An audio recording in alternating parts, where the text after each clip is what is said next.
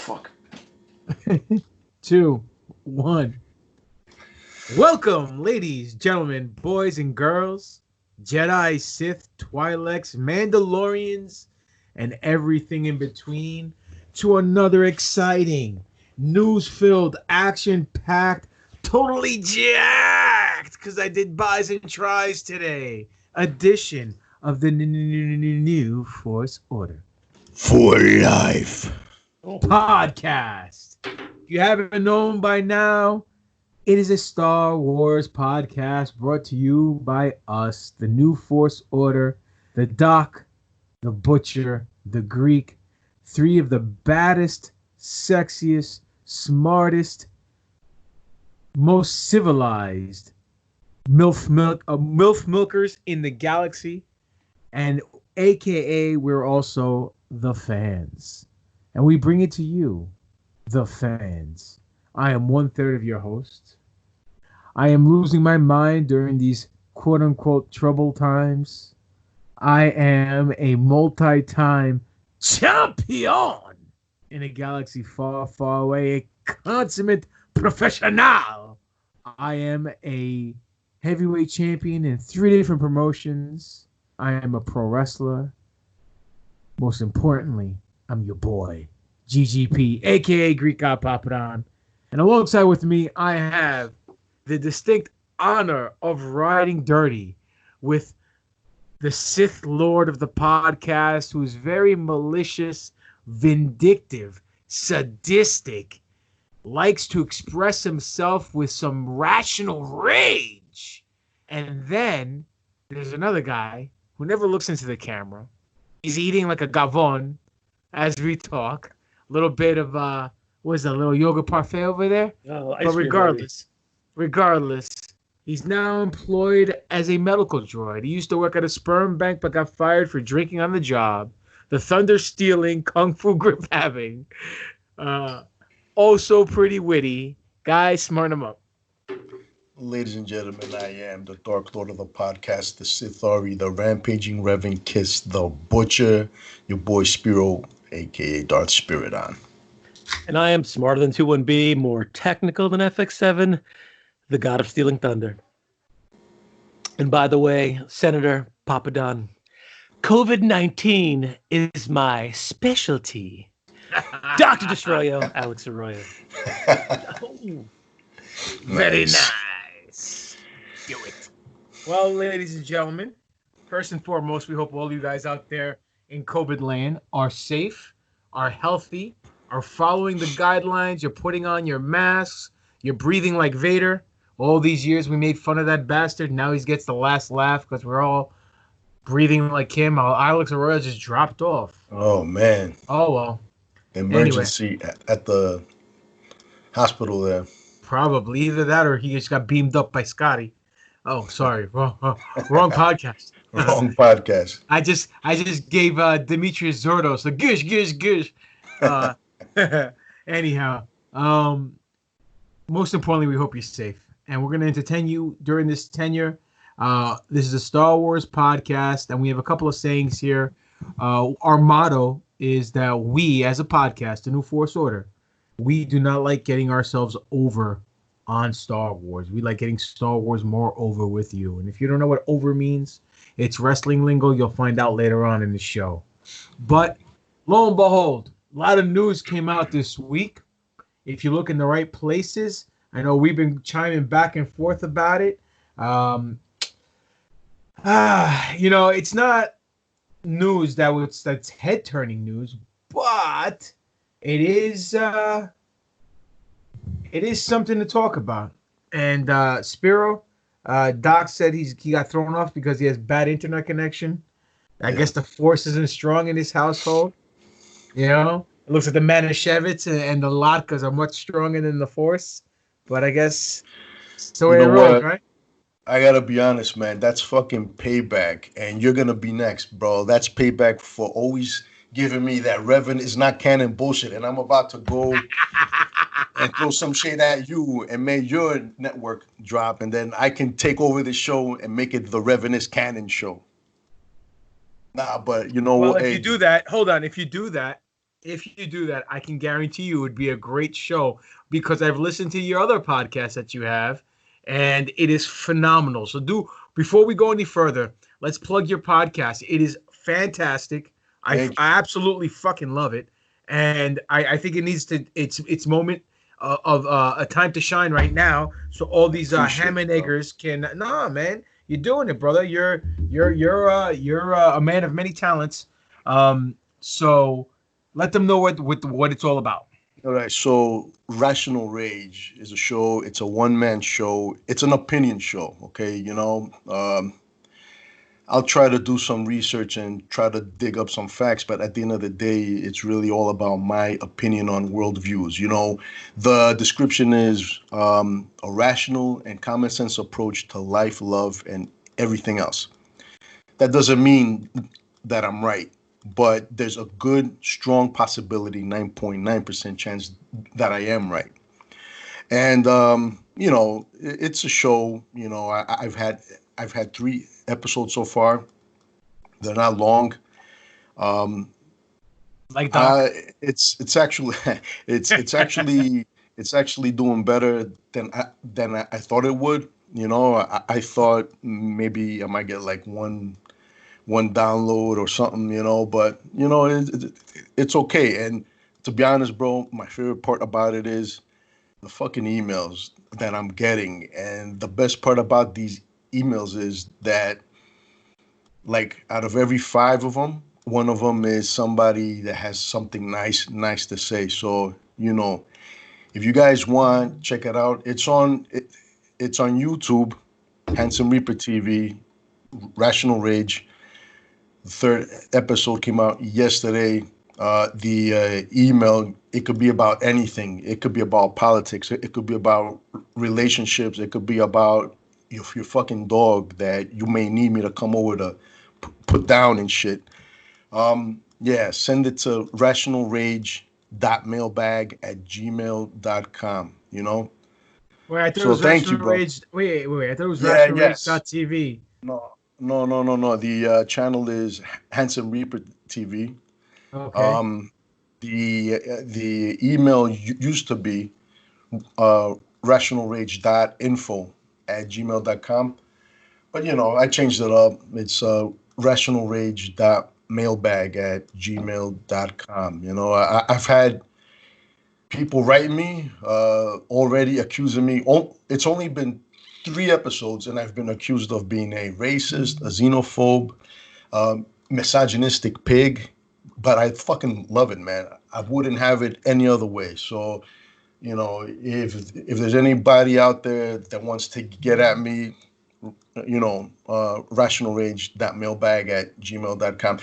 And I always do, my best to mention us, there too, because, without this show, I wouldn't have the confidence to go and do that one, So, Well, thank ladies and you. gentlemen, And stop it. Look, don't give Doc any credit. Fuck Doc. Look, fucking Doc, man. he couldn't even get on this call. This guy dropped his thing like a Oh, hot potato. look. Wait.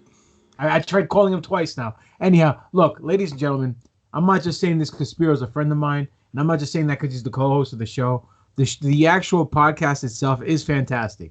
Now, you get the Sith version of Spiro here on this show, where he's motherfucking everybody. He's telling people he eat bags of dicks.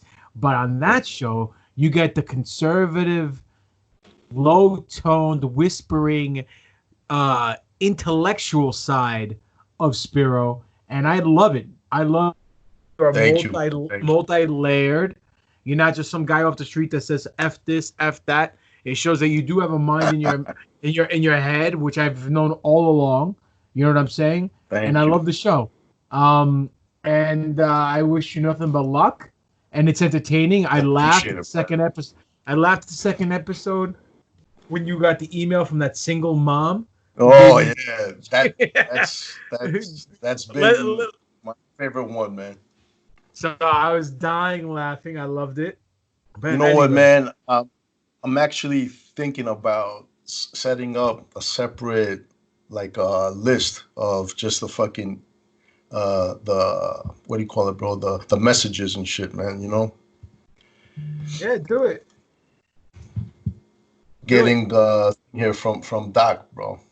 Yeah, I'm getting hit up by Doc too. Trouble Anyway, in yeah, trouble in paradise. No, it's not kosher over there in the Arroyo household right now. All right, well look, let's move forward and then we'll have Doc jump along.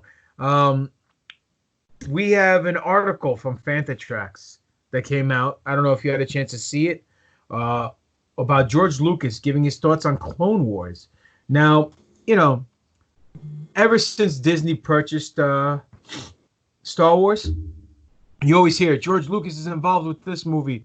George Lucas is coming back. George Lucas this. George Lucas that. And 10 out of 10 times, it's not true. He may stop by the set, say hello.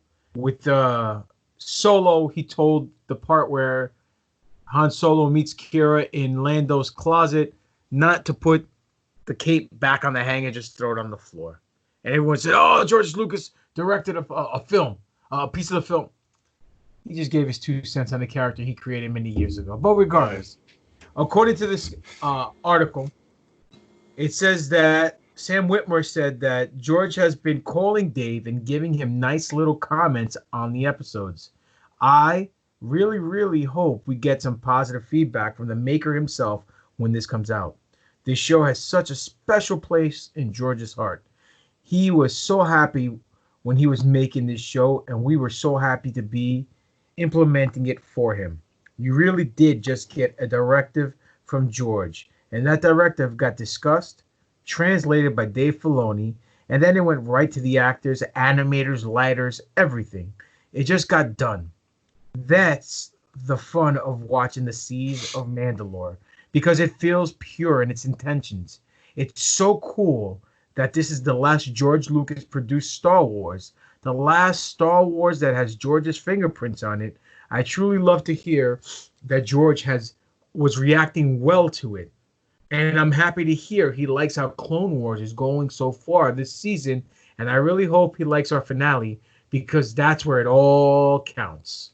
Brought to you by the man himself, Darth Maul, Sam Witwer. Article by Mark Newbold on Fantatrax. See, ladies and gentlemen, we don't come at you. And this is also on Apple as well. Another article, same article on Apple News. So, what are your thoughts? Man, you know what? George Lucas sold this baby for $4 billion. It's not his anymore. But it doesn't matter, because George Lucas will always be synonymous with Star Wars. People, the fans, the creators behind these new stories that are being told are always going to want to know, what would George Lucas do? What might George Lucas think about the work that I'm doing? It's like he's forever going to be like that godfather. You know what I'm saying? Whether he's directly involved or not, George Lucas will somehow, his aura or his spirit will be there. Absolutely. Always. Yep. Just like the Force will be with it always. Just like, yeah, I totally agree with you, brother. Yep. I like the fact he likes the season. Yeah. It means a lot. I mean, he did produce it. These were pre-written. And the fact that he's actually happy makes a lot of Star Wars fans happy, because they know he wasn't happy with the sequel trilogy. Not because the stories itself was bad, but he felt like he didn't add anything new, like the original trilogy or the prequel trilogy did. Meaning, I don't know if he meant filming-wise, story-wise. He didn't want to do any nostalgic pieces. He wanted to go to the story to a different level, which is respectable, but at the same time, put up or shut up. So I agree with you. He sold it for $4 billion with the understanding that they don't have to contractually make these 7, 8, 9 scripts that he originally penned out. So if you're going to take the money, it is what it is. But that's old news. Moving along with Clone Wars, I mean, we all know how happy we were so far with the season. But this last episode, you, myself, the guy who's not here, Doc, we all were happier than pigs and shit. And you sent me that screenshot of the three of us smiling, because we were happy, dude. We were happy. And we're not the only ones. Everybody that I've seen who talk about this episode absolutely loved it. They feel it's the best Star Wars they've seen in a long time, probably since The Mandalorian. Right. Definitely since the whether it's sequel trilogy or prequel trilogy, depending on the person. But regardless of that, they all in accord. This is the first time when they all united. I haven't heard one bad thing about the episode whatsoever. And the funny thing is, article came out from another Fandom Tracks article, but this happens to have a quote that says, "Could there be more episodes of the Clone Wars coming?" So, as we know, this is the last season, 12 episodes only, and Doc is trying to get in, and he doesn't know the secret knock. You don't know the secret knock, Doc. You can't come in. Oh, shit, man. I'm calling him now. Tell him I'm calling him now. Yeah. All right, so here we go. While Star Wars Galaxy buzzes about this week's episode of the Clone Wars review coming immediately from Fandom Tracks, fan discussion turns not only on the remaining 3 episodes due to arrive over the next couple of weeks as we hone into Star Wars Day on May the 4th, but also on what comes next. Will we see a continuation of the era post Revenge of the Sith as the Emperor and Vader assert their control, or perhaps another dip into the battle of the Clone Wars as missing arcs such as the Crystal Crisis on Utapau, Boba Fett versus Cad Bane, Mystery Under the Jedi Temple, the Yuuzhan Vong, Mon Cala, etc., and tales told in other media such as Dark Disciple and Sons of Dathomir are completed. Enter this tweet from Lucasfilm Lighting and FX supervisor Gianni Aliati, who posted this response to a slew of complimentary tweets on the work on the final season. Now, this is the guy's tweet, Gianni Aliati, and it's at G Aliati, ALIOTTI. Glad to see so much love for our work in the hashtag Clone Wars again. Keep loving them, and we'll keep making more. Smiley face.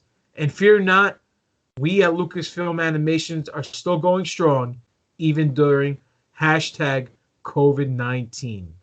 So do you think he's talking about another Lucasfilm animation project? Could he be hinting at more Clone Wars? I mean, either which way, I'm happy. Shit, bro. You know what, bro? All of the above, man.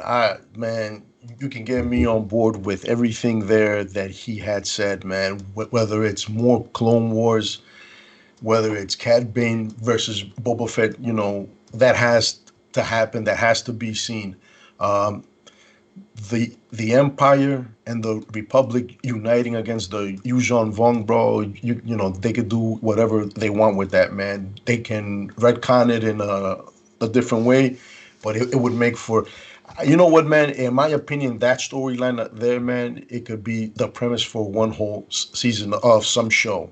I don't know, but yeah, man, down with that shit. Oh yeah, definitely, dude. I would love to see this the Dark Disciple and Sons of Dathomir story arc. One's a book, the Dark Disciple, with Asajj Ventress and Master, what's his name?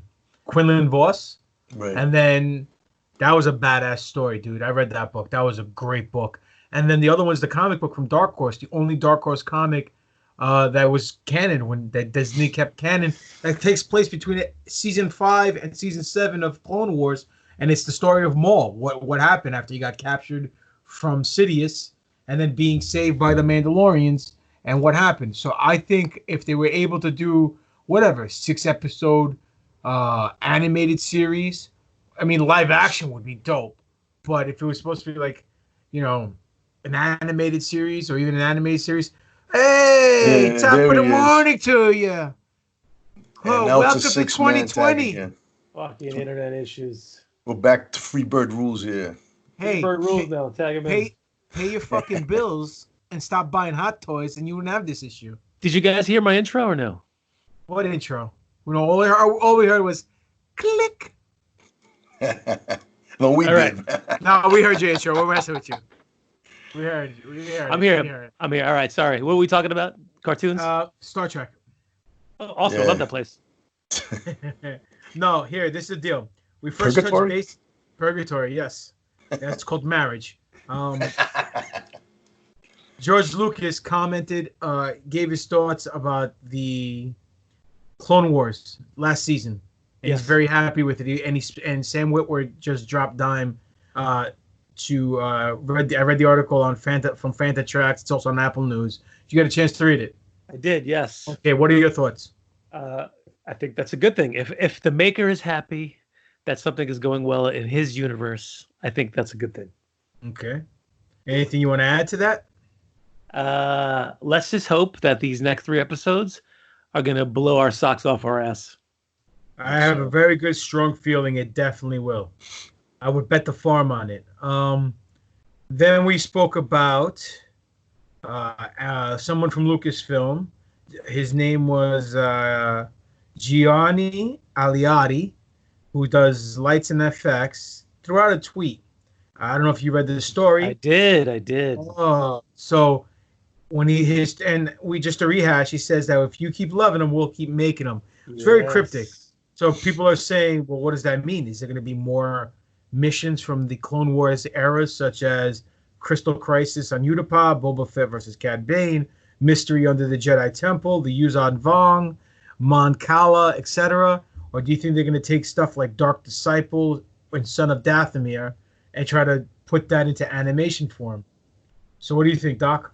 Oh, they got a lot of options. But the thing that I'm most excited about is that wherever they go with any one of those stories, I would be very excited if they animated that. So whatever he wants to do, whatever they want to do, I'm on board, especially if Filoni and Favreau are involved, as we've said a zillion times before. So what's better than Star Wars? More fucking Star Wars and a better internet connection. You son of a bitch. You stole my line. I was about to jump on that.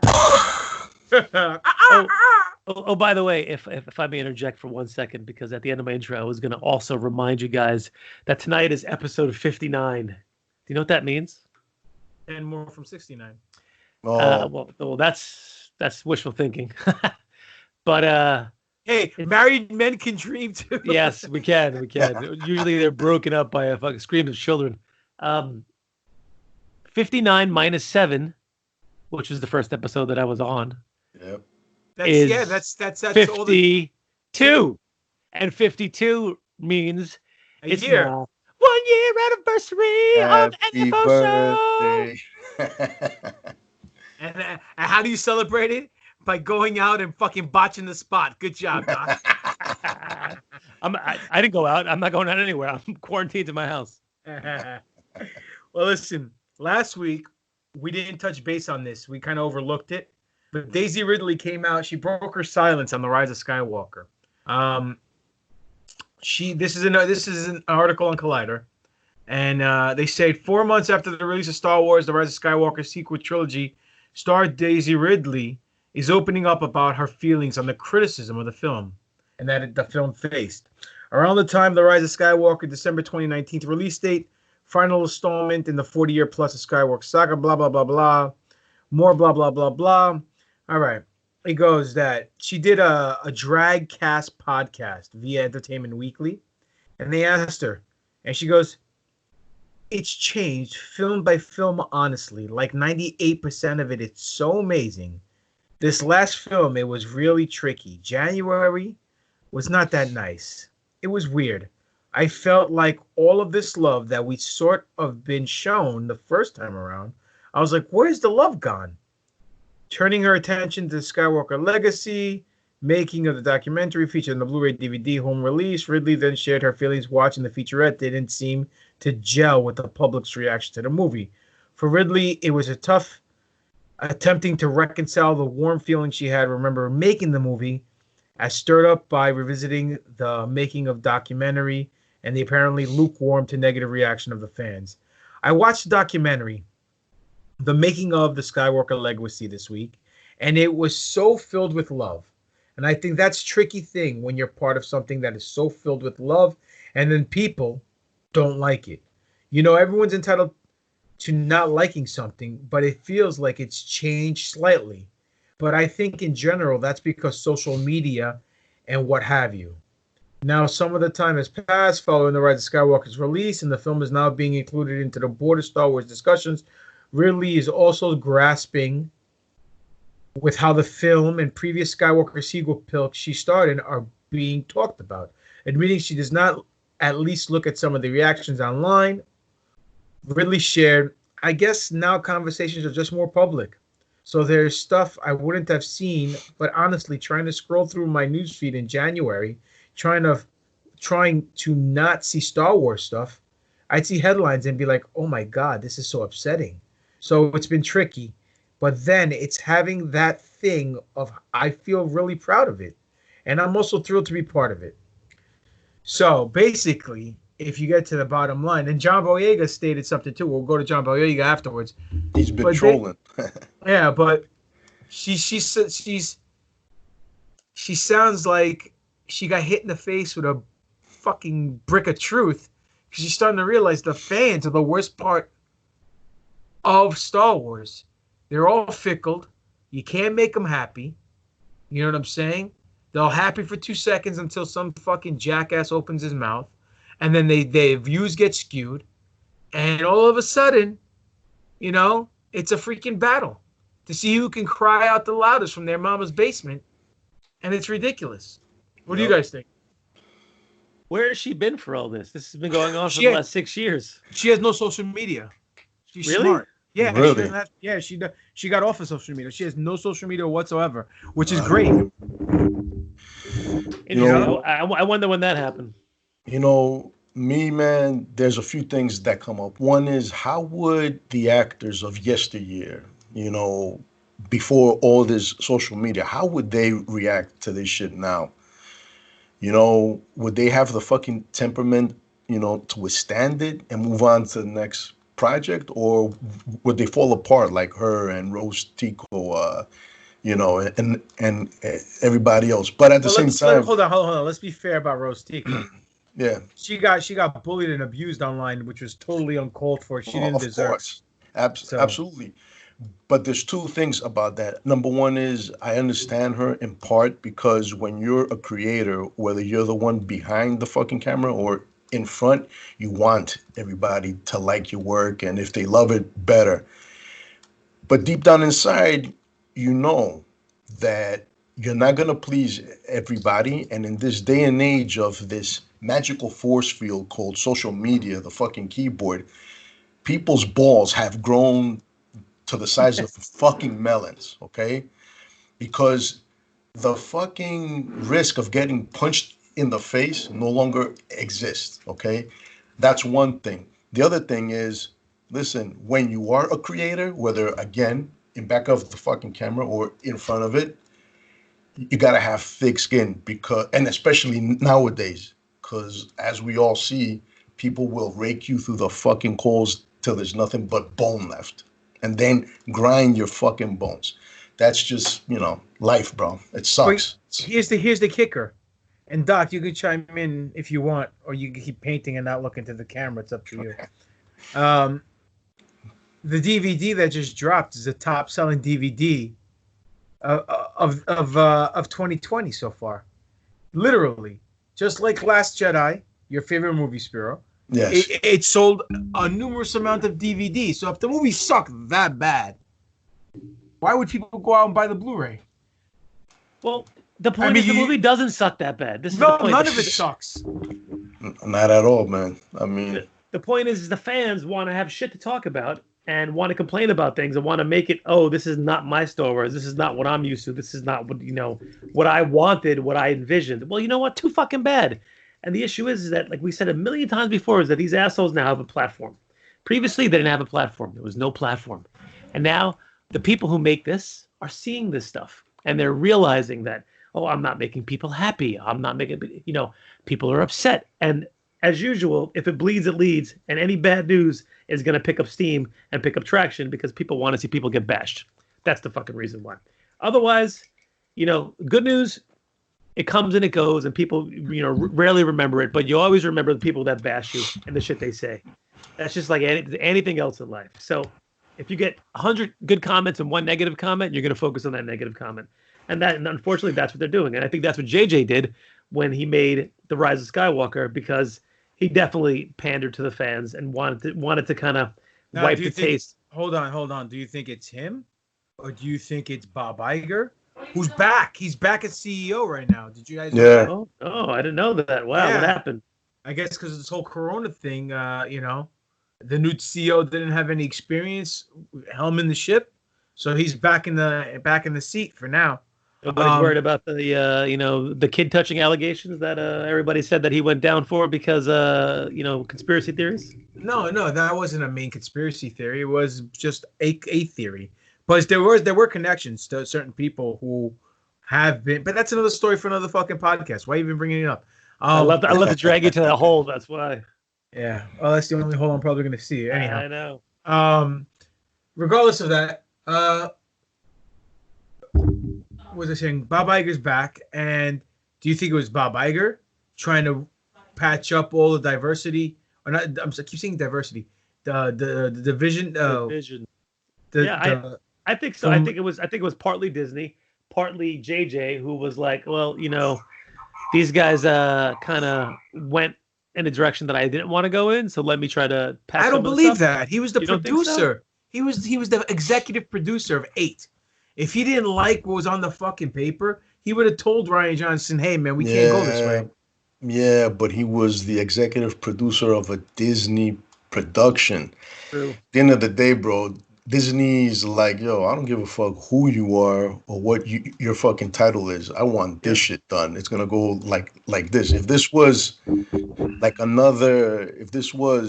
sure, bad robot's name is attached to it, but make no mistake, this is Disney, man, through and through. It's of course it is. They're the ones who paid for everything. So, but it was what it was, and I love Episode 8. So that's just me. I mean, could it have been better? Yeah, anything could be better. Even Episode 9 could have been better, and I love Episode 9. Even Episode 7 could have been better. Hell, even any Star Wars can be better. Anything could be better. You know what I'm saying? But sometimes people get a little bit of disappointed. I mean, it's common. It's common, just like John Boyega. He admits there's disappointments with his Rise of Skywalker, and this is what he stated. He goes, "There was a Twitter guy who said the actor always a Twitter guy, because Twitter sucks. Fucking Twitter, man. I hate Twitter. The actor who plays Finn, John Boyega, in the franchise, answered a tweet which had called J.J. Abrams' film embarrassing." Right? He goes, "Embarrassing? LOL, you wish. Very fulfilling. Some disappointments, but yet not that big of a deal. Everyone has moved on." That was his response. Now people are harping on the negative word in that tweet. Disappointment. Like sister. They're harping on it, but I think the disappointments have to deal, in my opinion, with the stuff that was left out of the film, like him using the Force and then them putting BB-8 into that scene, or the ending, or the longer version of the film that explained everything and was filmed that had a different pace. Maybe he didn't have privy to seeing that copy.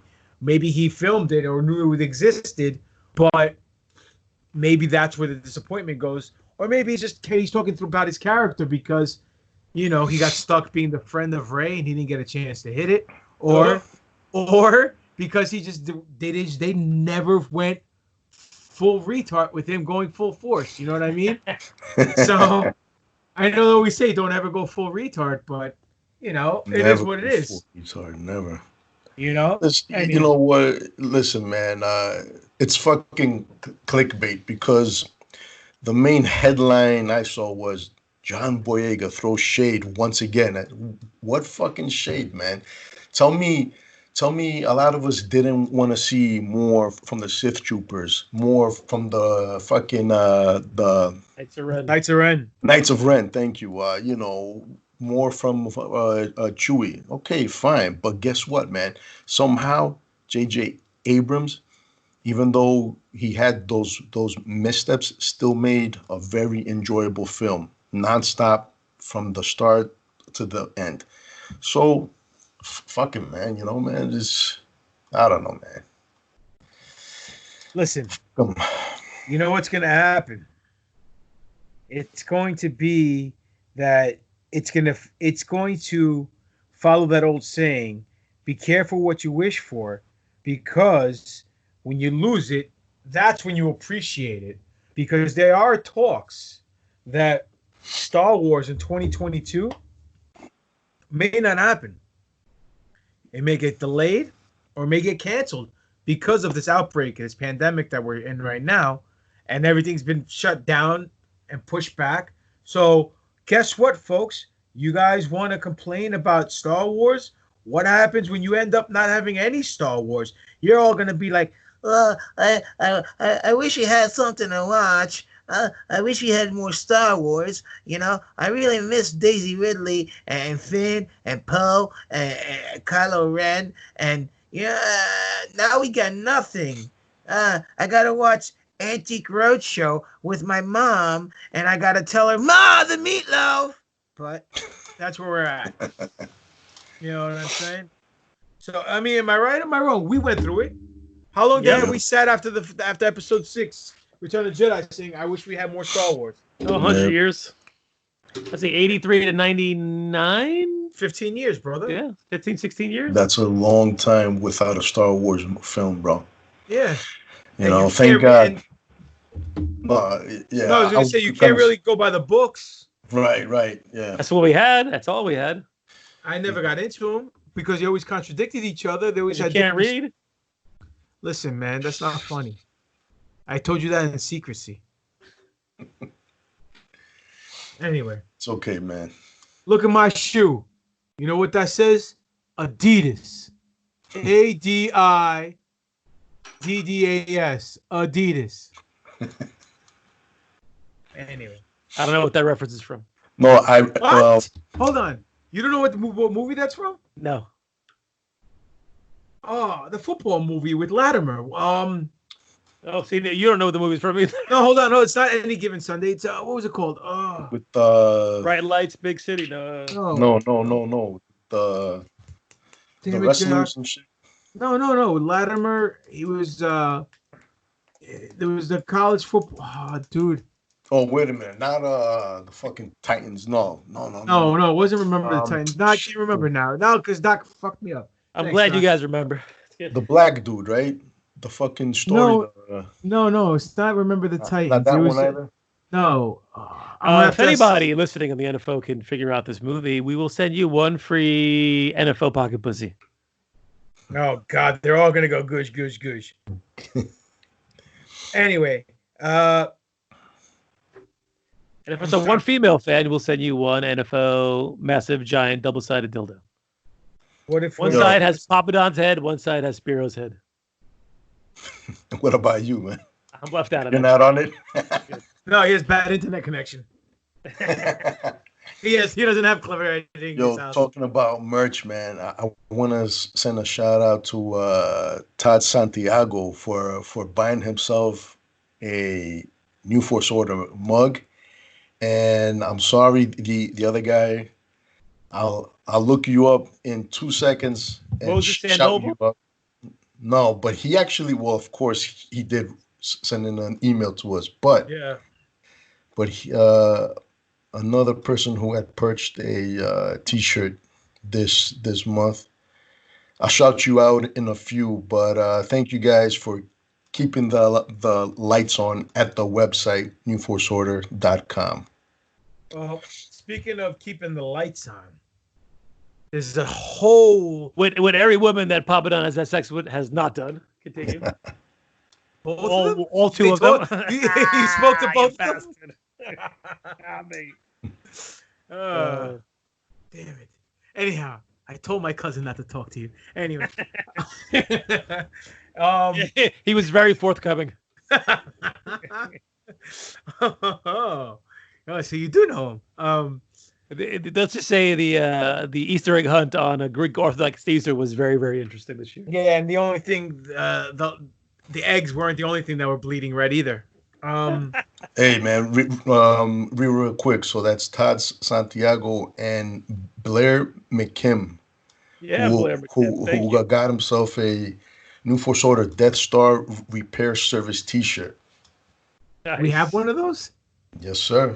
I didn't even know we had one of those. What? Oh man, We've gotten so big that Papa Don doesn't even know what merch we have. Check it out. Check it out. Hold on. Let's see. Look. Nice. That's dope. Oh, nice. That is dope. I could have sworn I had shared this. Yeah, you did. With you guys, but listen, nobody cares. I'm the only one. Well, look. Speaking about keeping the lights on, the one thing that's keeping the bills paid over at Disney Plus right now, it's not the theme parks, not the cruise ships.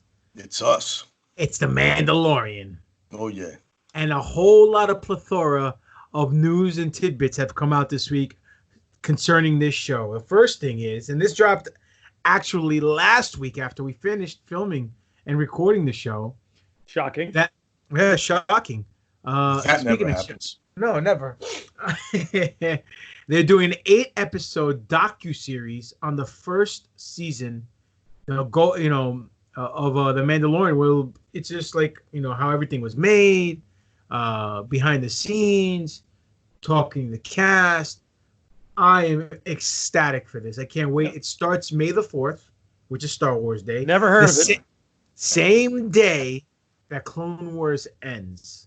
Nice. Look at that. So we're gonna roll ourselves from one show to the next. That's right. We're gonna go from the Clone War report to what do you call it? To Mandomania.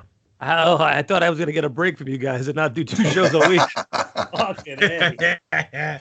Well, listen. Here's some of the news that pertaining to the Mandalorian. Number 1, Phoenix Shan may return. That's the Asian girl. What's her name?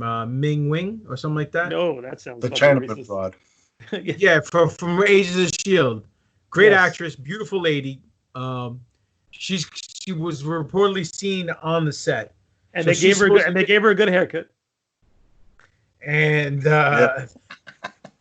she wasn't doing the laundry over there. She was actually filming. I'm just kidding. Not the stereotypical bowl cut, Typical.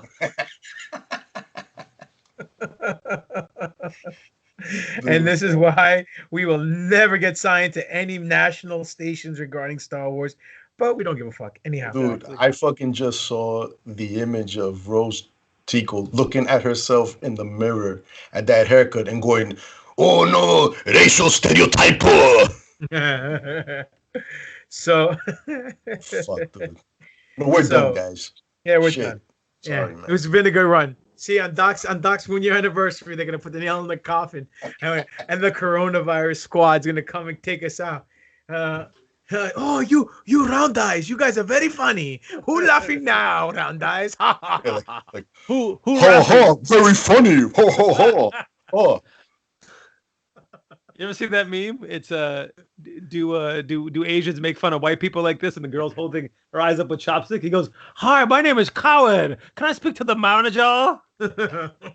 Shout out to Matt Schaefer, man. The fucking suck my balls podcast. That's what it's called? Yeah. Suck my balls. Oh, got it. Nice. Well, look, Matt's doing a tremendous job producing the show. So thank you, Matt, for all your effort and your hard work. So, like we were saying, she was spotted on the set. Phoenix Shan may be doing a comeback.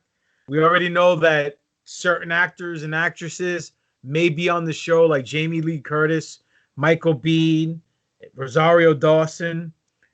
The Program. That's the movie, Latimer. The football movie called The Program. The Program. My brother came through on the cut. Shout out to my brother Andrew. Good job. He's a big tough. He would know that one. Oh, of course, dude. He's a big Tampa Bay Buccaneers fan because he was a big Mike Allstott mark. So now he's happier than a pig in shit that what's his name from the Patriots? Brady's going there, and now Gronk's going there. Gronkowski. So anyhow, it's funny. I'll post stuff about Star Wars or wrestling on my Facebook page, and like a dick, he'll reply, Mark, right? And every time he posts something about football or something, or we're lifting weights, I'm like, Mark. So you went on a rant today about, oh, you haters were talking trash about the Buccaneers all these years, blah, blah, blah, blah. I was like, Miss Ark. Anyway, so that's that. We have the docuseries coming out. We have all these people who are supposedly in it. They also said this week that season 3 of Mandalorian is in development and is greenlit already, ready to go, and that Johnny Favs has been writing season 3 for some time now. Makes sense. Bro, I mean, Ray Charles saw that shit coming, bro. For sure. I mean, this is coming from comicbook.com, so I believe it, and it makes sense. I mean, let's be serious. Why would they not, greenlit a third season if the first season was crazy? They already had a second season in the works when the first season was before the first season even showed up. So, I mean, this just is just clever marketing. Oh, not clever editing, clever marketing. Clever marketing. Clever marketing. That's right, baby. So, aside from that, I mean, I'm psyched. I want to see where everything's going to go. I want to see what everything's going to happen with Baby Yoda, Cara Dune, Grief Cargo, all this stuff. I mean, I'm looking forward to everything. Let me ask you guys this one question. Baby Yoda. Canon, unlike Revan. Ooh, saw that coming. Pissed. It's pissed. All right, Baby Yoda, right? Does he make it past season 2? Yeah, of course. So we're gonna keep seeing him then. There's no way they're gonna kill Baby Yoda. There's 2 things you got to know about making movies. Number 1, you can't kill Baby Yoda, and number 2, you can't kill the fucking koala. So, little Ford Fairlane reference right there. Yeah. So Doc can understand. Oh yeah. He didn't get the program. I don't know if he saw Ford Fairlane. Ford Fairlane, that was what's his face? Andrew Dice Clay. Andrew Dice Clay. Yeah, your favorite Jew. Remember? Not really. Roseanne naked. Oh, hickory dickory Doc. Doc, look into the goddamn camera, you schmuck. I'm writing down notes, you prick. No, that was my nursery rhyme. So you guys, I mean, it makes sense. It's merch money, to keep going forward with. Merchandising. Not that there's been a ton of Baby Yoda merch out there yet, so. But yeah, well, not, the, what do you call it, the fake ones and shit. But the Etsy train wrecks. Yeah. But so, how long do you guys think they can milk him for? How long we got? Longer than Luke Skywalker milked that sea slug for green milk. That's for shit sure. For sure. For sure. Yeah, I think it's going to go on forever. I don't think we're going to see an end to the Baby Yoda stuff. Well, listen, I want to talk to you guys about Baby Yoda after this topic. I wanted to find out, but we'll get back to that. So remind me. But let's move gears here because there's also other series that are going to be on Disney Plus. Cassian Andor, and Cassian Andor, for you guys don't know, is the character from Rogue One, our former producer's favorite movie. Shout out to Big Ray. Now it's going to be a prequel because I know people are like, well, he died. How are we going to do another show? Blah, blah, blah. Like, dude, it's all good. You know what I'm saying? It's a prequel. And it's in the height of when, I guess, the Empire is being formed during between 3 and 4 when they were at their best with Vader and Palpatine were ruling the galaxy with an iron fist up each other's asses, But they just added 2 actors to the series. One of them you may be familiar with. His name is Stellan Skarsgård, the father of True Blood actor Bill Skarsgård, who was also it, right? Well, yeah, that's one of them. And then his brother, who was in True Blood, that Skarsgård guy, he'd also played Tarzan or whatever. He was Eric Northman. I forgot his real name. Alexander Skarsgård, I think it might be. Yeah. Okay. Well, he's actually a very refined and famous actor. He was in Thor. He played the Doctor. He played Pirates of the Caribbean. He was what's his name's father, who was on Davy Jones' Locker. Bootstrap Bill, whatever his name was. You guys ever seen Pirates of the Caribbean? Of course. Yes. And the other actor they added was Kyle Soller. Now, Kyle, from what I understand, is not as famous as the other guy, but he's a very good actor.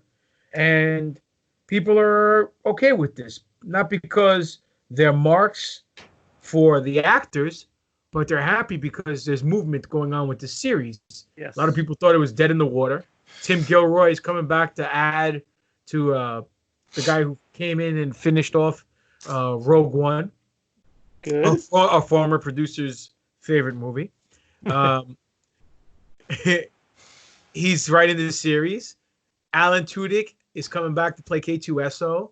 Diego Luna's playing, obviously, Cassian Andor. Yep. Supposedly, there's a bunch of characters that didn't make the film that we've seen in the art of books or whatever. They're going to be a big part in the series. So now here's the deal. People just don't know when it's about to shoot, when they're going to start shooting, when it's going to drop. It was already supposed to start shooting, but because of all this corona nonsense. Coronavirus! Bitch. It's not the coronavirus fault. You know whose fault it is? 5G. No, that bitch Carol Baskin. That bitch Carol Baskin. So yo, have you guys seen the new one? Yeah, it sucks. It's fucking whack, man. It's fucking whack. So it's just interviews. But everybody, it seemed like everybody believes that she had her man killed. Of course, dude. That They bitch reopened the did it. case. They Yep. reopened the case. I wouldn't be surprised if they do another series, a spin-off series, just following whether or not she's innocent or guilty. You know what I mean? On Netflix, because that's where the money is. They made money. So it is what it is. Whatever. That's anyhow. But another little tidbit came out. Babu Frick. You guys know him? You guys like him? Yeah. The guy who sells me gyros down by the cart that's on 84th Street. Halal or Greek No, ones? it's the halal one. Oh, yeah, definitely. Babu.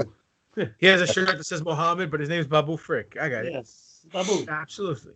And this is what happened. This is the story that comes from, what's the name? It's sci-fi.com. It says Steven Spielberg possibly saved Babu Frick's life in Star Wars The Rise of Skywalker.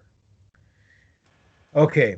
Now, thanks to the official art book for Star Wars The Rise of Skywalker, we got a glimpse into the visual development process of fan-favorite character Babu Frick, who's voiced by Harry Potter vet Shirley Henderson. A girl! Babu Frick was voiced by a girl. You play baseball like a girl. Anyway, now Empire brings us some fresh intel on how the fate of the diminutive Kijimi-based droidsmith may have been decided by one of Hollywood's most legendary directors. It could be a rumor, but I believe J.J. Abrams, director and co-writer, screened the movie for Steven Spielberg, and at the end, Spielberg said, "What happened to Babu?" Neil Scanlon, creature and droid effects creative supervisor at Lucasfilm, told the magazine for its upcoming issue, everybody thought, "Oh God, what did happen to Babu?" Spielberg's alleged reaction sounds pretty genuine, don't you think? After making E.T., the guy's a definitive authority on how to handle adorable cinematic aliens. Moreover, as a producer on Gremlins, he overruled the idea of Gizmo becoming Stripe within the first 20 minutes. He insisted that the little fuzzball should stick around as Billy Peltzer's sidekick for the rest of the movie, and the rest is history. The celebrated filmmaker has an almost prophetic sense of how audiences will latch onto certain characters, and his instincts were once again right on the Beskar when it came to Babu Frick. See what they did there? When the First Order destroys Kijimi with one of their Death Stars equipped vessels, we're meant to believe that Babu and Zori Bliss, Kerry Russell, have perished. According to concept artist Ivan Manzella, Frick was originally supposed to die before the production rescued him for the final battle of Exegol.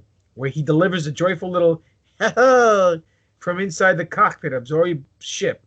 Even Henderson reportedly admitted her surprise at the pint-sized alien's survival, which was grafted onto the climax via trove of Frick-related content that was shot but not used in the final cut. We shot several of the sequences, Scanlon explained. The ILM guys found one, lifted out Babu, put him into Zori's ship at the end. So when they filmed that, he wasn't even in the ship. Wow. Yep. If you go back to and watch the scene with this knowledge, you can kind of tell that this little pop-up moment was made by computer. Gotta love the magic, folks. So basically, that's the gist of the story. That Steven Spielberg saved Babu Frick's life. You know what? That's what makes news nowadays. That's how slow it is. That's what fucking makes news. First of all, you know, J.J. Abrams is pretty much Steven Spielberg Jr., okay? So anything Steven Spielberg has to say is fucking gospel. Yep. Second of all, Gizmo's cute. E.T. is a walking turd with arms. Never liked... he's canon. Unlike Revan, he's canon. He was in Star Wars. He's canon. He saw Yoda in E.T. and recognized him, and then his species was part of the Senate during the prequels, unlike Revan, who has not been in any fucking Star Wars movies, so don't talk about E.T. All right, listen. Don't you dare talk about my little favorite Mexican E.T. He's the only wants to do is go home. This is why... If he was Mexican, he wouldn't want to go home. This is why I started another show, so everybody that's listening, abandon these two fucks, follow me. Screw you guys, I'm going home. Nice. Nah, man. I would never abandon the show. I would never abandon Star Wars. Not even fucking... I forgot his name. Oh, that fucking fuckface Ryan Johnson can ruin Star Wars for me. Listen, man, I mean, I don't know. Who fucking cares, man? I mean, I think it's a cool talking point. I actually liked Babu Frick. If he died, I would not shed a single tear for him. But you know, it's like Babu Frick you. It's whatever. Who cares? Yeah. Listen, guys, okay. I'm trying to fill up time in the show. Okay. What do you want me to tell you? I saw it. I figured we talk about it. It was a good talking point. All right. It is. You don't have to shit on me. You gotta be fucking verbal bullies. I'm gonna go sit in my safe space now over in Dagobah, you pricks. But anyway. Make sure you bring toilet paper. I'll use a snake. Oh shit. Use me for your shit, you are? Okay, here's something I want to talk to you guys. Someone brought up this point, and actually it was on an article as well. But I don't want to go back to the article because I'm too lazy to pick up my phone right now. Who wanted Baby Yoda dead in The Mandalorian? Now here's the deal. Kaiser Sosi.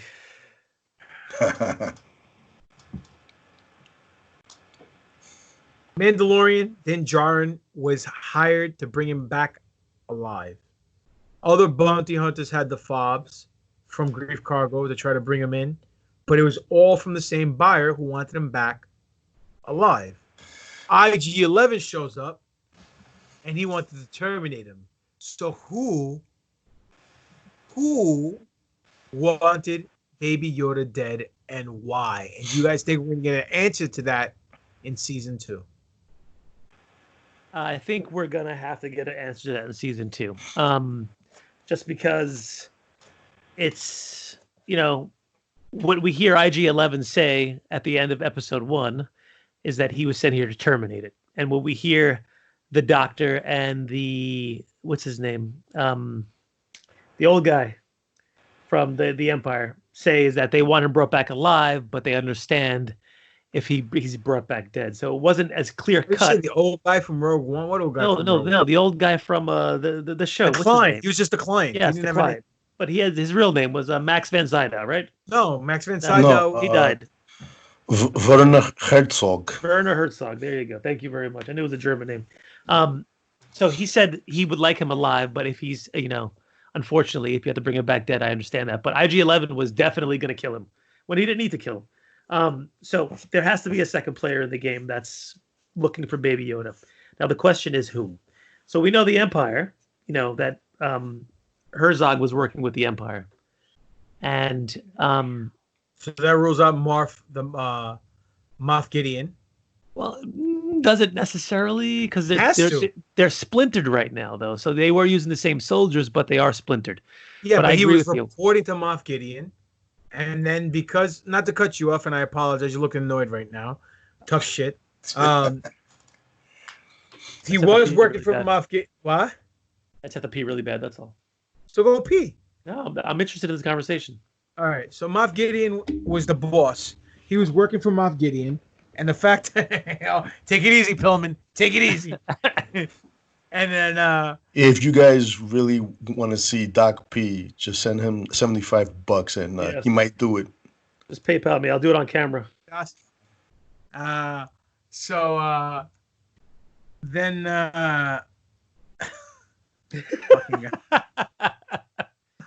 so he was working for Moff Gideon. Gideon realized that this guy's a jackass and took him out. And then he cuts the fucking promo saying, I want something and I will have it very shortly. So he wanted it alive. Now, yes. It can't be him. So who can it be? Can it be someone else from the Empire? Can it be an old character? Could it be a new character? I don't know. I think it's a very open-ended question with a lot of possibilities. I just want to get your take on it and maybe hear some of your possibilities. I have a possibility.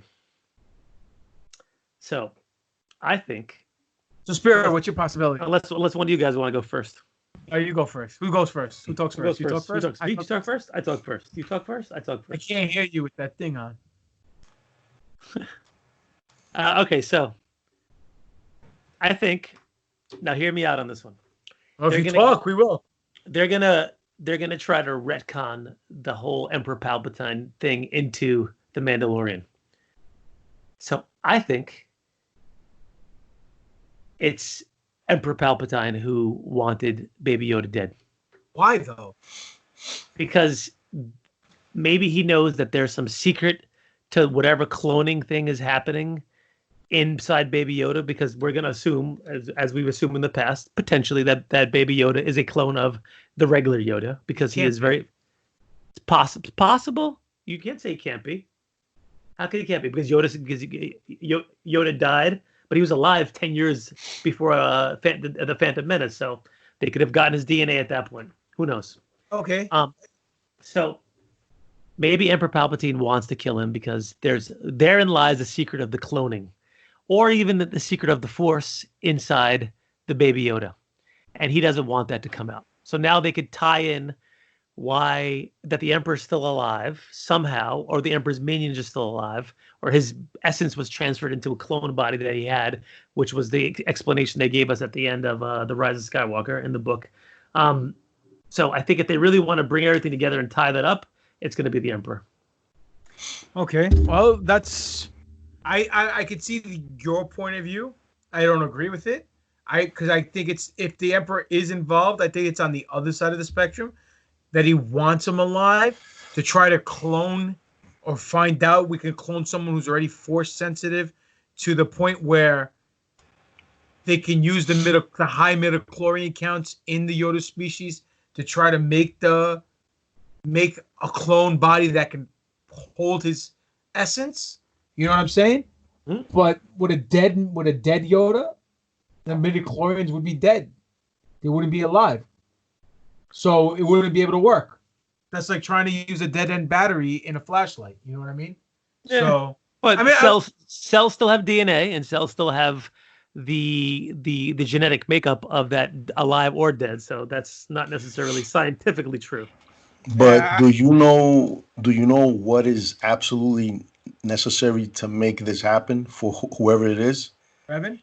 And this is, but they would need, and not trying to be funny, but they would need a double agent. They would, though. Think about it. Well played. No, but listen, man, He's serious, by the way. Yeah, I mean, it's to me, I like that theory. I think that Palpatine would want him dead because he might see this kid as a threat. But he's already dead. Remember, Yeah. it's after Return of the Jedi. What? Who?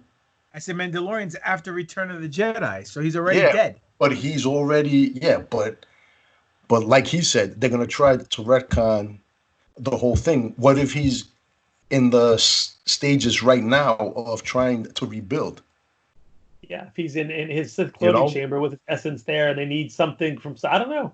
So they could definitely tie it. They could definitely tie it together, I think.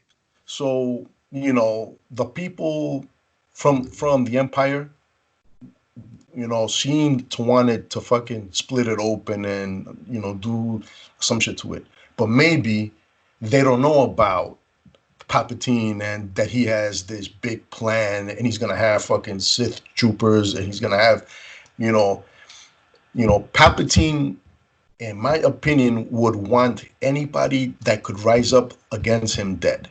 Yep. If he can't, and it seems like Yoda species, from my understanding, it seems like they're a force-sensitive species, and it also seems like, and I'm only basing this off of Yoda and Yaddle, they seem to have this affinity towards the fucking light side. Tempting them to the darkness may not work. So this baby's a fucking threat to those plans. So that's why I had asked you guys earlier, do you guys think that Baby Yoda makes it out of season 2? Gotcha. Well, valid points on both. So if I know Papa Don, he wasn't going to ask this question unless he really, really thought about it. So go ahead, Pop. I have no idea. I have no clue. That's why I want to get your... No, I have no clue, honestly. This thing popped. I saw this today, and I said, "Oh, this would be a good topic to talk about. Maybe debate about a little. Figure we kill some time." I have no idea. Could it be an old gangster from one of the crime syndicates who hired him? Could it be Yaddle because Yoda didn't pay enough child support? Who knows? I have no idea, dude. You know what I mean? Could it be Palpatine? I don't think so.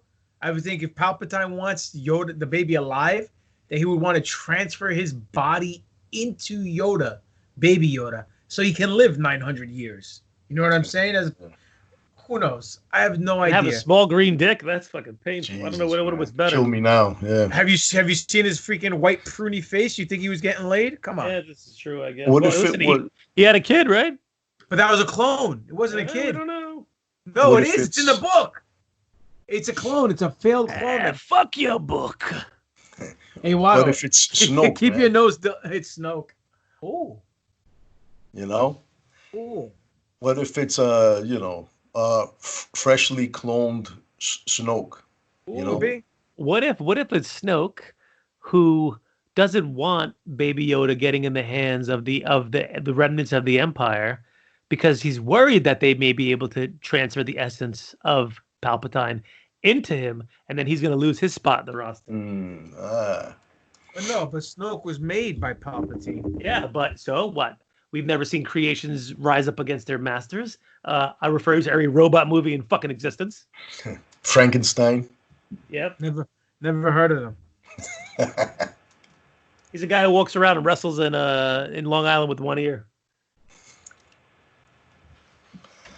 So, all right, that joke was as flat as an Asian girl's ass. So. Oh, hey, I've seen some Asian girls with pretty good asses.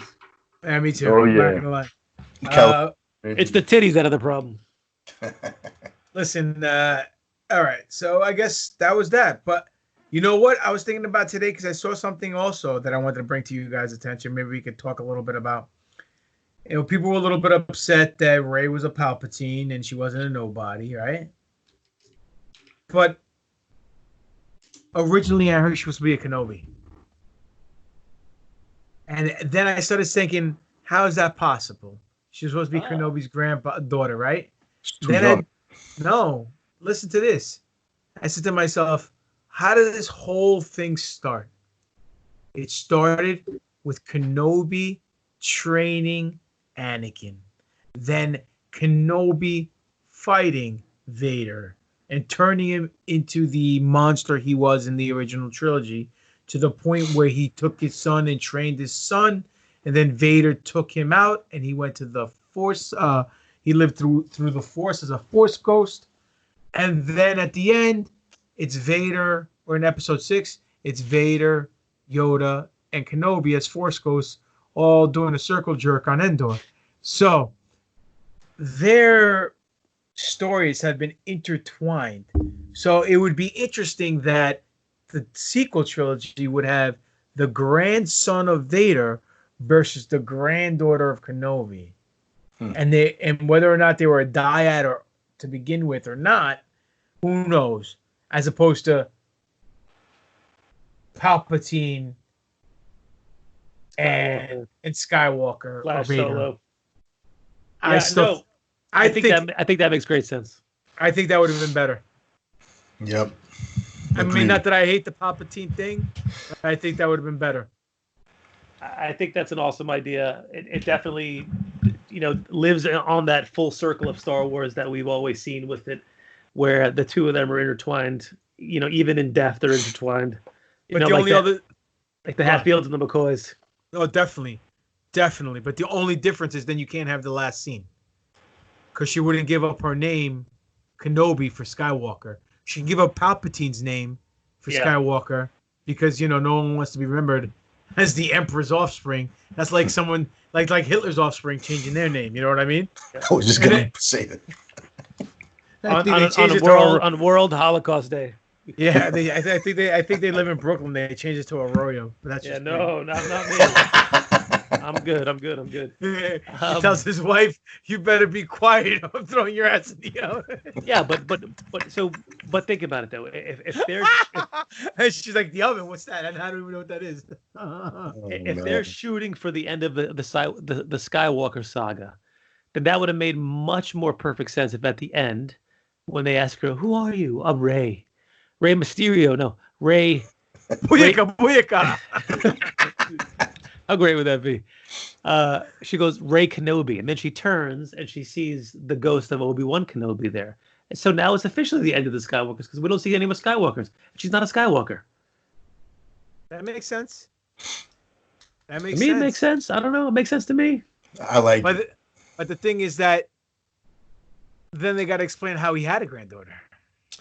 Hey, let me explain to you how one has babies. My master Jabba the Hutt, and the back end, he has a very long tail shaped like a penis. It goes back and forth in the vagina, and a little bit inside, and 9 months later, baby, and then you have granddaughter from baby. Please. Add the Salacious Crumb laugh to our laughs, please. Dude, that impression is over. It's almost as over as your Watto impression.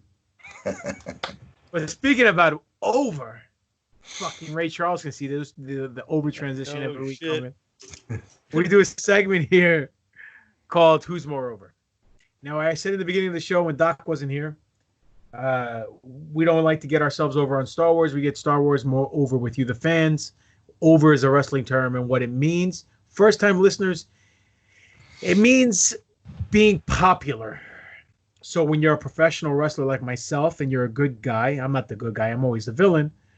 When you're a good guy, you get over as a baby face in the business. That means you're very popular, like The Rock or Stone Cold or Hogan or Sting or whatever. Yeah, like the Butcher. And people will pay a lot of money to come see you wrestle and kick the crap out of the bad guy. They vicariously live through you. If you're a heel, a.k.a. the bad guy, the villain, your GGP, and you're over, that means people hate you. They loathe you. They detest you. They will pay any amount of money to come see you get your ass whooped as they're yelling at you and telling you you're number one in their heart with their middle finger, giving you the one gun salute. But what we do, we don't put two of these characters in a ring and have them duke it out. We compare two aspects of Star Wars. Person, place, or thing, doesn't really matter. And we see who's more over with you, the fans. But most importantly, who's more over with us. So, Doc, Please look into the camera with your pretty blue eyes. Hazel. That's a stripper name. If you will, also a maid's name. This week, You have a maid? Wait, that's your maid? You have a maid? my maid's name is Berta, just like the one from 2.5 Men, which is hilarious. She comes every other Wednesday. She's a great woman. So you sleep with her every other Wednesday? She's from Guatemala. It's not Consuelo. I do not sleep with her. Well, you said she comes every other Wednesday. Not with me. And she does not ask for lemon pledge. No, not at all.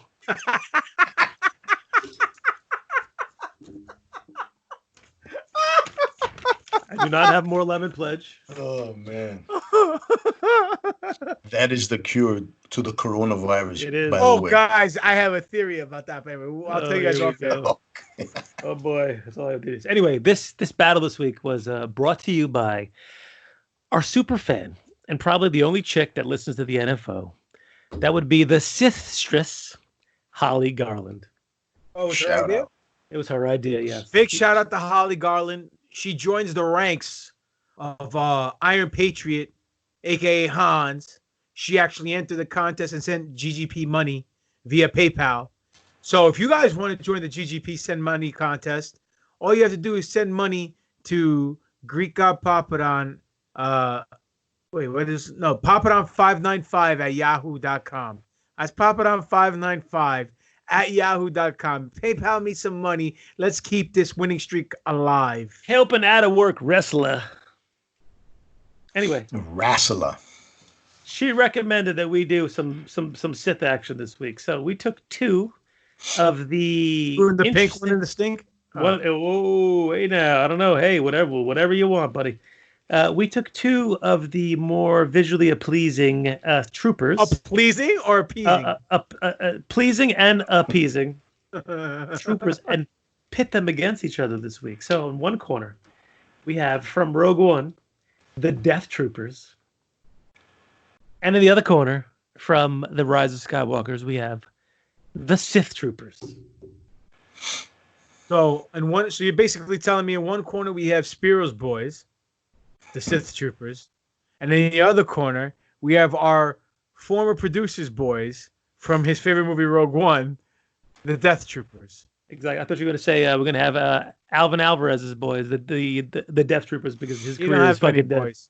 Man, this is going to go down like a West Side Story, bro. When you're a jet to the end, from your first cigarette to your last dying breath. Don't ask me why I know that. Wow. I was about to, by the way. Wow. I met a girl named Maria. Oh, sing it, Doc. I got singles. I need them. Why, you going to the strip club? Yeah, of course. They have to be put out, right? In full hazmat suits, they have to be in there. That's because That's because the maid doesn't put out. You have to go to the strip club. I get it. Exactly. Anyway, so here we go. So first comment, guess from who? Holly Garland. Oh, wait, hold on. Tell me what. Come on, Doc. We do this every fucking week. Oh, you want to see your favorite part? Yeah, the polls, bro. Come on. Okay, let me take a look here. Do you even calculate it anymore? Calculated. Okay, here we go. So by a landslide. Oh. By a landslide. Any guesses? Sith Death Troopers. Ooh. Death Trooper over. Really? Yep. At least on a 6-1 margin. Gotcha. Quick question, guys. Why the fuck did Facebook, and maybe this is a question for them, why did you motherfuckers remove the polls? I don't know. What the fuck's that shit about, man? Don't ask me.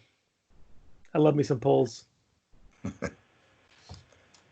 No idea. But you know what? They fucked us over. Anyway, Holly Garland. I really had to think this one out. They all met the same fate. Visually, both have that look that instills fear. I greatly admire the training process the Death Troopers went through on Scarif. Unarmed, heavy artillery, demolitions, and marksmanship. However, a few things that give the edge to the Sith Troopers to me should be glaringly obvious. One of them being #WeFlyNow. Sith Troopers possess an unwavering loyalty to the Sith cause. They're known for their obedience and allegiance, something prior trooper variations lacked. Their unwavering loyalty is highly admirable, and it's a trait I put a lot of personal value in. #Sith life all day, every day, twice on Sunday, 2 in the pink, 1 in the stink. She wrote that? No, I did. I had that. I must say that our girl Harley Garland is quite eloquent when she writes. Actually, unlike most of you fucking troglodytes out there. Next comment by our boy John Enright. The Death Troopers, moreover, we saw more of them in Rogue One as well as in Rebels. They were like a special forces of the Empire, certain height, cool weapons, and a scrambler communicator in their helmet. Sith Troopers are stormtroopers, reskin with red. Holly commented on John's comment, but they also fly now, so I'm torn right now. John commented, Holly, which ones fly? Only the First Order troopers flied in the last movie.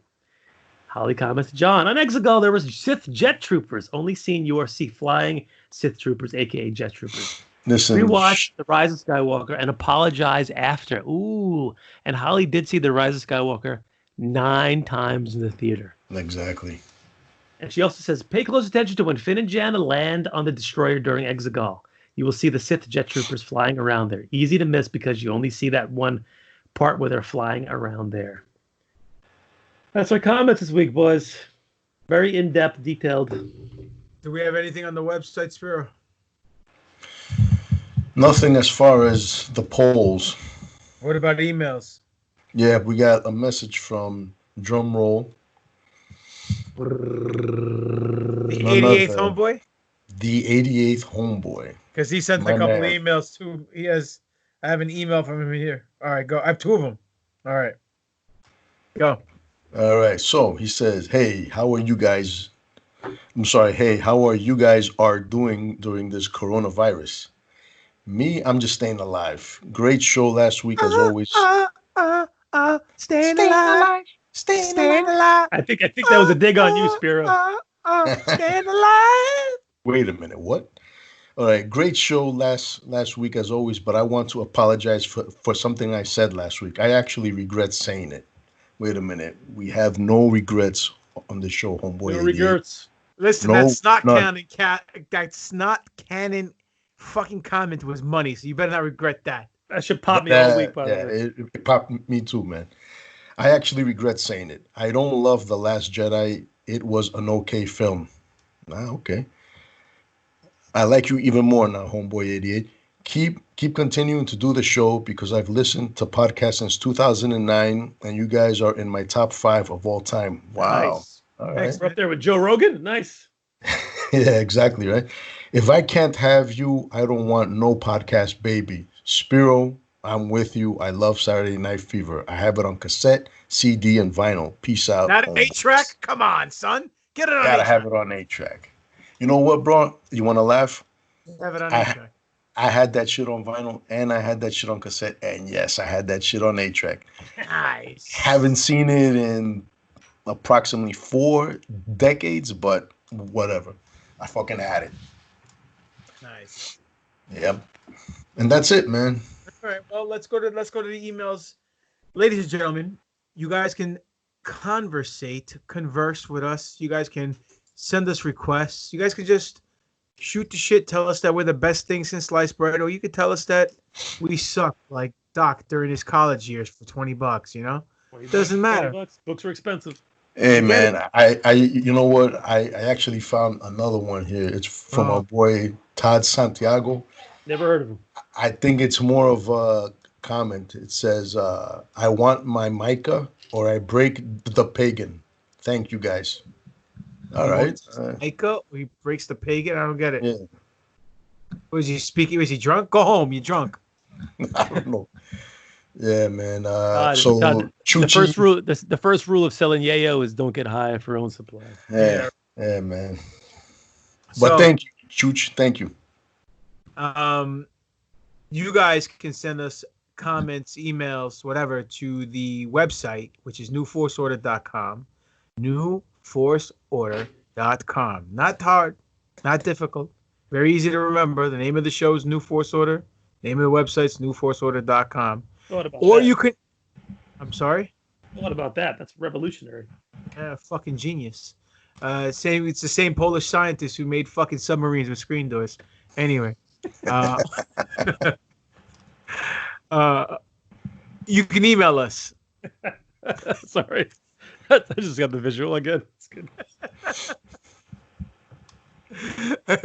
When I get that delayed pop reaction from Doc, you know it's a good one. What? What did you say? Oh, aha. The email address is newforceorder@yahoo.com. The show is called New Force Order, and the email address is newforceorder@yahoo.com. Very simple. So let's get to these emails. Yo, hey man, real quick, man. I just gotta say this, man. Chuchi, right? You know, he wrote in to the Rational Rage, and his email was fucking simply Han shot first. Oh yeah, that's right. Wrong show, Malaka. Good job. I was like, all right, yeah. I agree. I saw a meme today. Hilarious. You guys are gonna pop for this. Maybe you guys sent it to me. I don't know, but it has the part where Leia kisses Luke in Empire Strikes Back, and Luke goes, "Why was that kiss so tasty?" And then so salty. so salty. And then there's a little quote on the bottom: "Han shot first." Oh god. Oh god, tremendous. Oh man. Shout out to my buddy Mike over in California. Him and I always go back and forth with the Han shot first, Greedo shot first. Deep in his black heart, he knows exactly that Han did shoot first, but he likes to bust my balls about it nonstop. And it's funny because his argument is, well, what did you see on the special editions? And now, after the special editions are now null and void, thanks to one word and one word only, that is McClunky. So, you know, shout out to him. Hold on, I'm trying to. I don't want to botch his last name, but Johnson. No, not Mike Johnson. I said from Cali. His name is Mike Epsenhart. Michael Epsenhart, who also works for PW Insider, but on California. Anyway, so our first email, Mr. Henry Zongo. Dear friend, I am Henry Zongo, manager, auditing, and accountancy department, Bank of Africa. It's another email. Listen to this. Oh, shit. Burkina Faso. I got your email account while searching for business-oriented personality, and you happen to be the one. I bring forth a business proposal in tune of $35.5 million US dollars. To be transferred to an offshore account with your assistance acting as a beneficiary next of kin to the funds. I know you are capable of involving and partaking in this transaction. Please send down the following personal details to me with this dispersed or shared between the both of us in these percentages. 50% to me, 40% to you, while 10% will be for the expenses from both parties might have incurred during the process of transferring. I have scheduled necessary information that can be used to back up this claim we are making. I need full name, occupation, age, and sex. Yes, please. Private phone number, and your country. I will appreciate your urgent response so that I will give you more details concerning the transactions. Regards, Mr. Henry L. Zongo from Wakanda. Yeah, okay. Yeah, Bank of fucking what's it called? That Zamunda and shit, bro. Yeah. Zamunda. It's the Jimmy Dolan. The Jimmy Dolan shake and bake. Okay, we got an email from Moises Sandoval. Do I get a free T-shirt?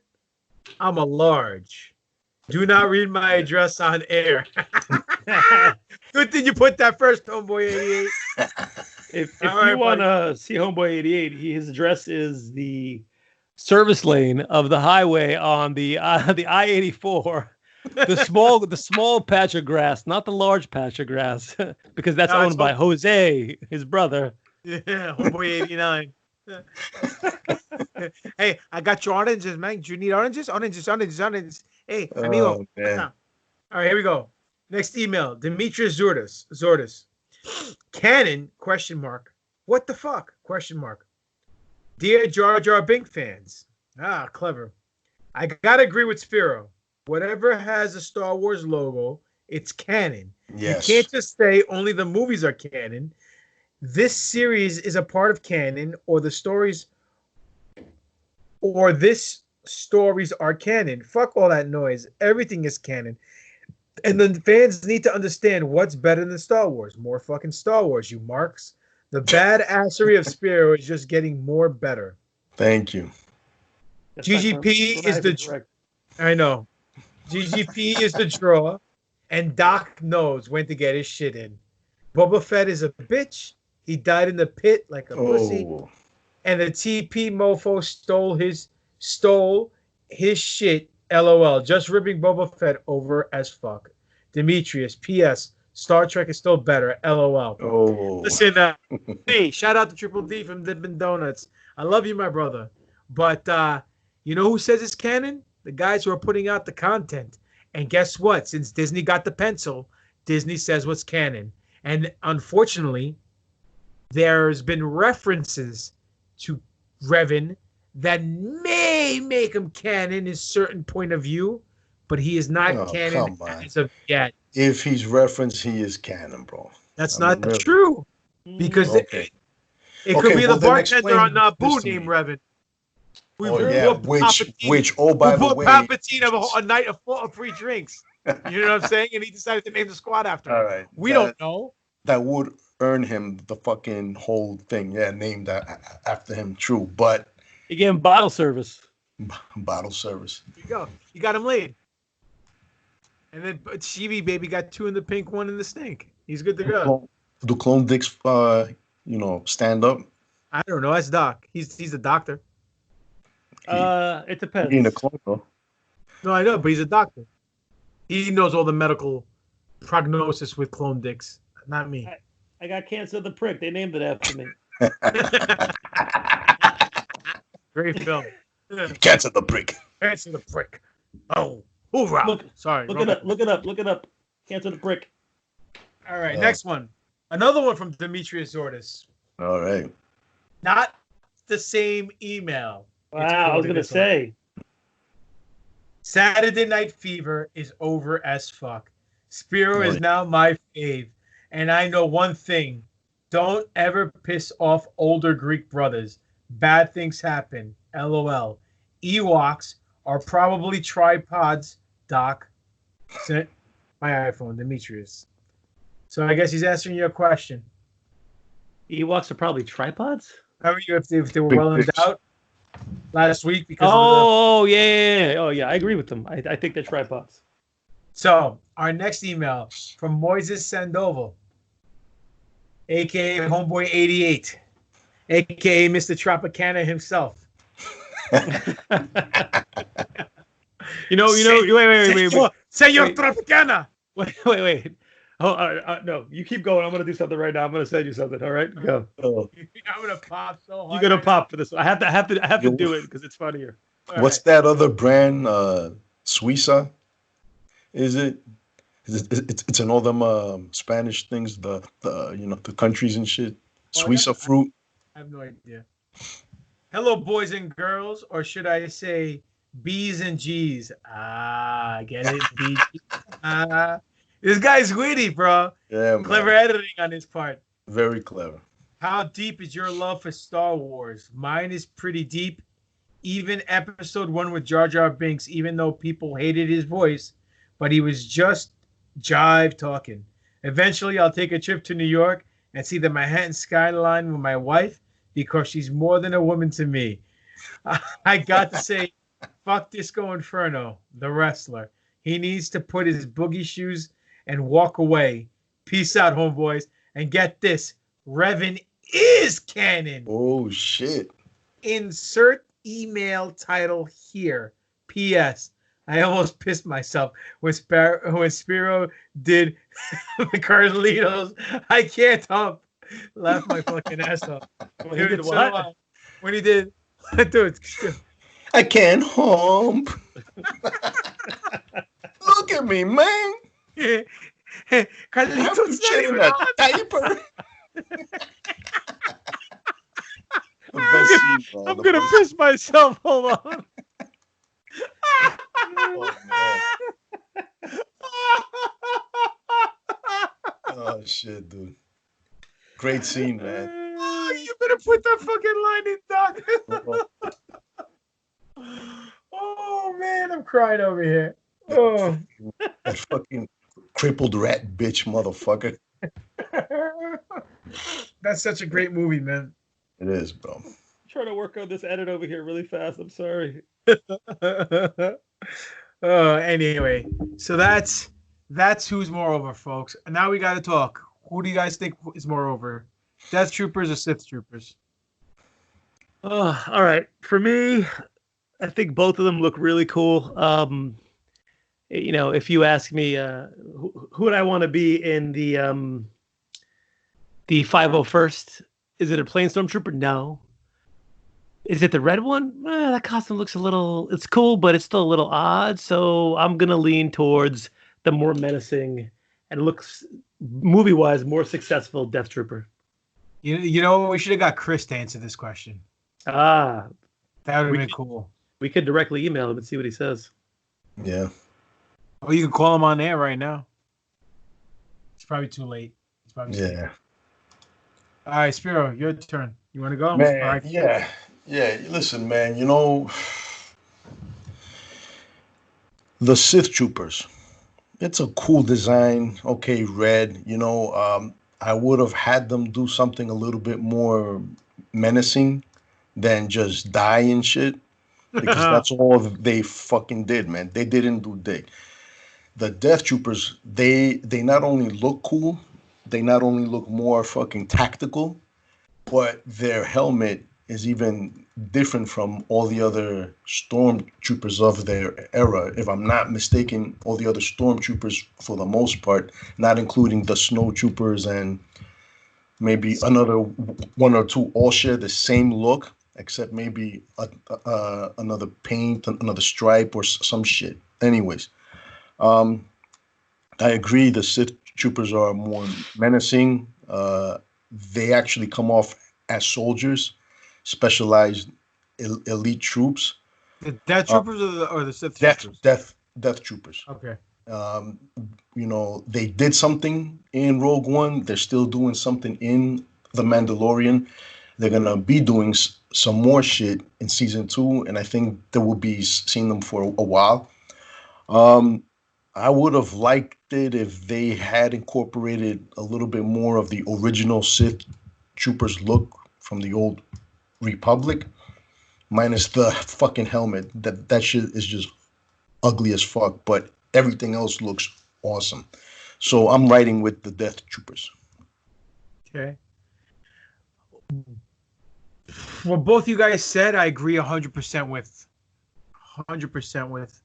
Every day, twice on Sunday. As far as their contribution to the lore of Star Wars, they've done a lot more. They're more tactical. They look more badass. But I'm going to go with the Sith Troopers for one reason and one reason only. Because we didn't say them. No. Because I'm a huge mark for the Clone Troopers. And I love the Clone Troopers helmets.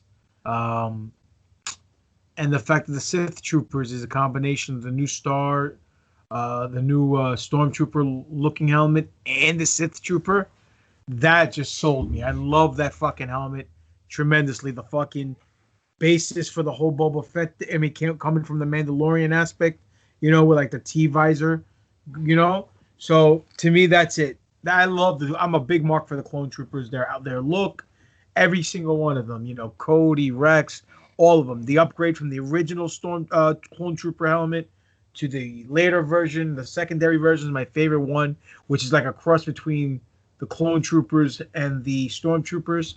So the fact that it kind of looks like a Clone Trooper helmet, I'm just going to mark out for that fact alone. But you guys are 100% right with everything you said.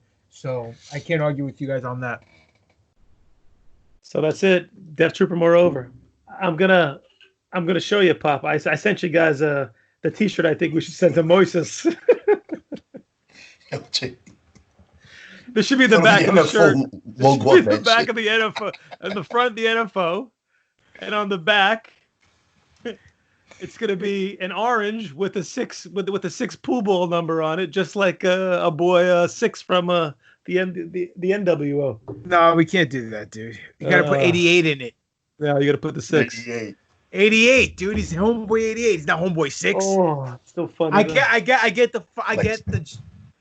it because like 6 to 6 ball. But anyway.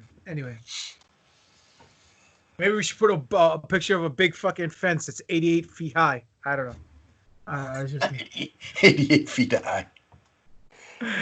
That was a good one. That was the thing you would say I was gonna pop for? That was the you pop for, yes. You fucking schlep. Spiro popper. So Doc, why don't you smarten up the people?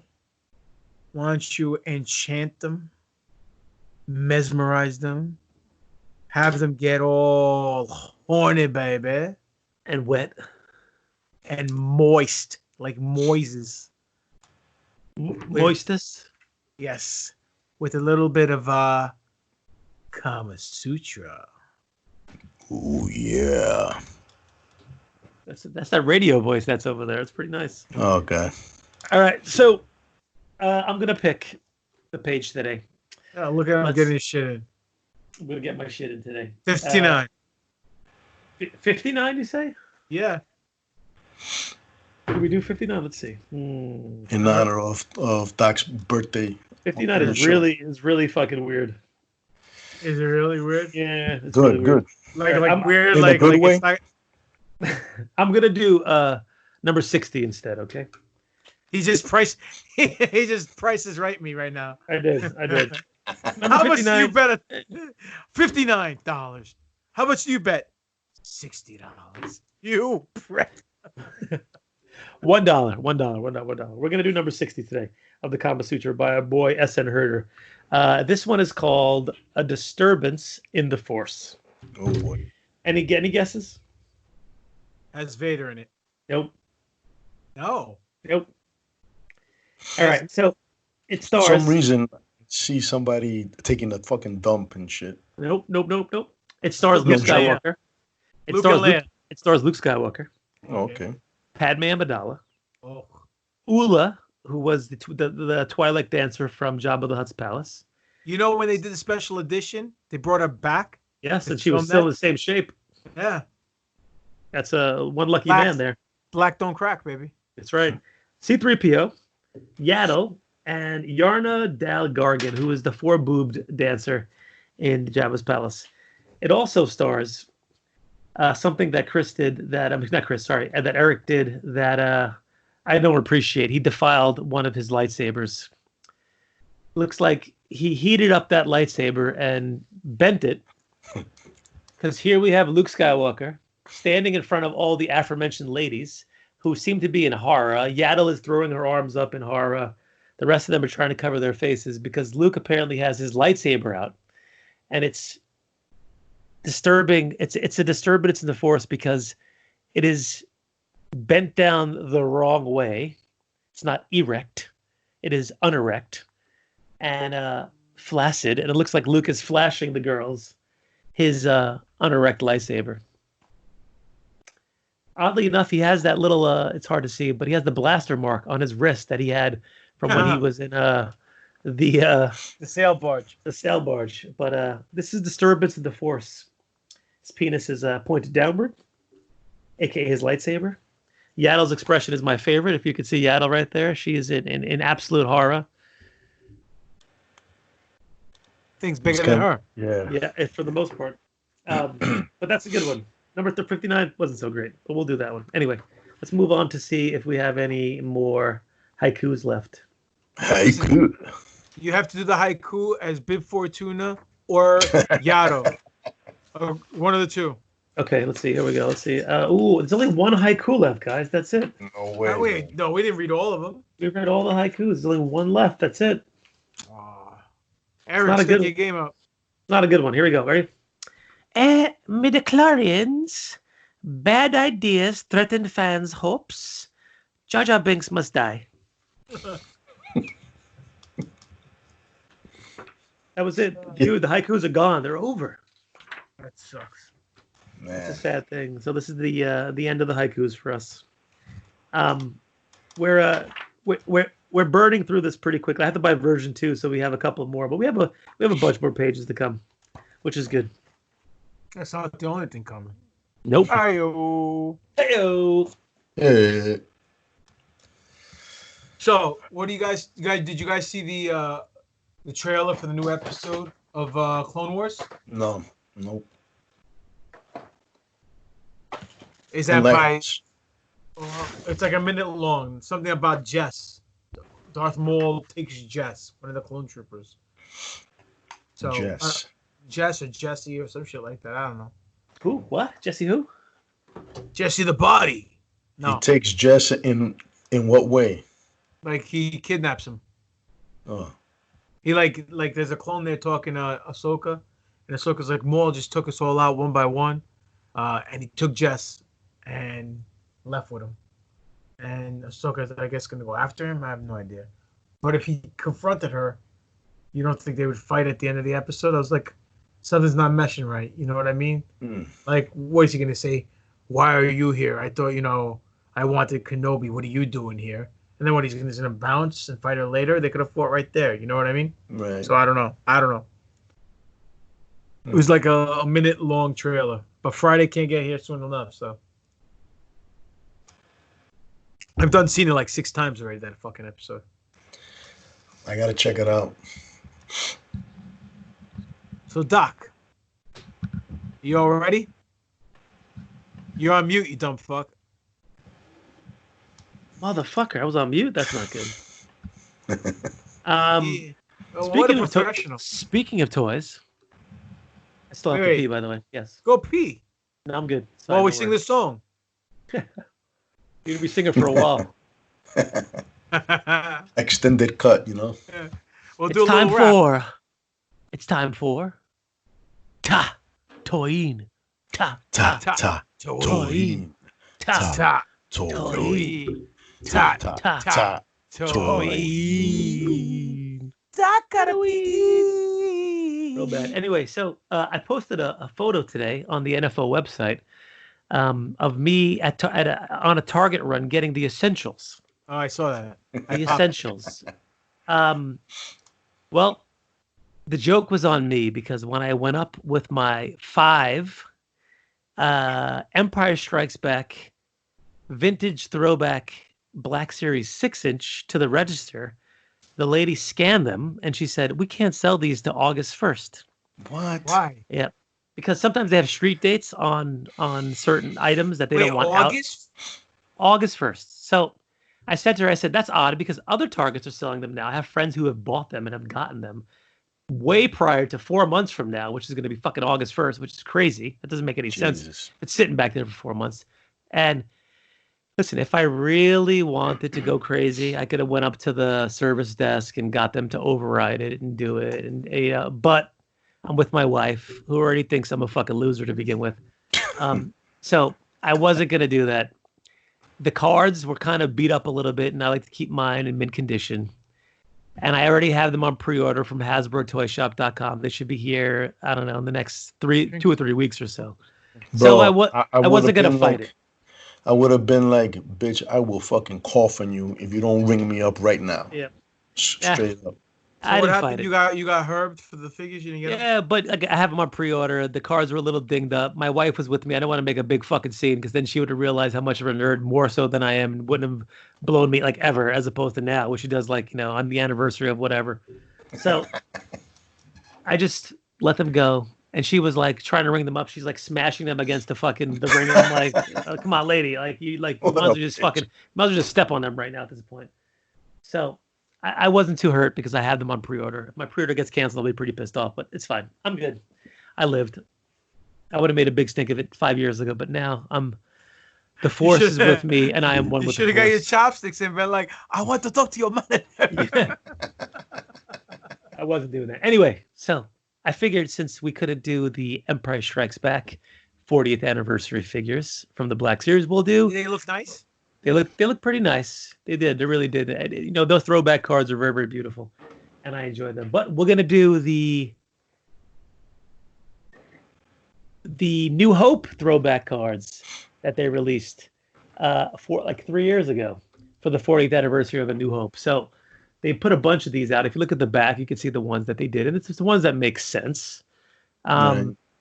It is the original 12 figures that they released from the 77 line. They took them and they actually went back and re-released all those original 12, which is a smart idea because you want to get nostalgia. The nostalgia gets you right in the feels. So it's Han Solo, Luke Skywalker, Leia, Obi-Wan, R2, Death Squad Commander, Chewie, Stormtrooper, Jawa, C-3PO, Sand People, and Darth Vader. And they labeled him as the Sand People, which they did Fucking on the original racist. figure and not the Tusken Raider. Hold on a second. Was a little less You think racist. Death Squad Commander? Death Squad Commander. What So does that's he what look like? we'll get there. That's what he was originally called, and they had to change the name because Death Squad sounded too Holocausty to them. So they changed it to Death Star Commander. So they made a running change during the 77 line where they changed the name of the Death Squad Commander, but they left it as Death Squad Commander on the re-release packaging so they could be as authentic as possible.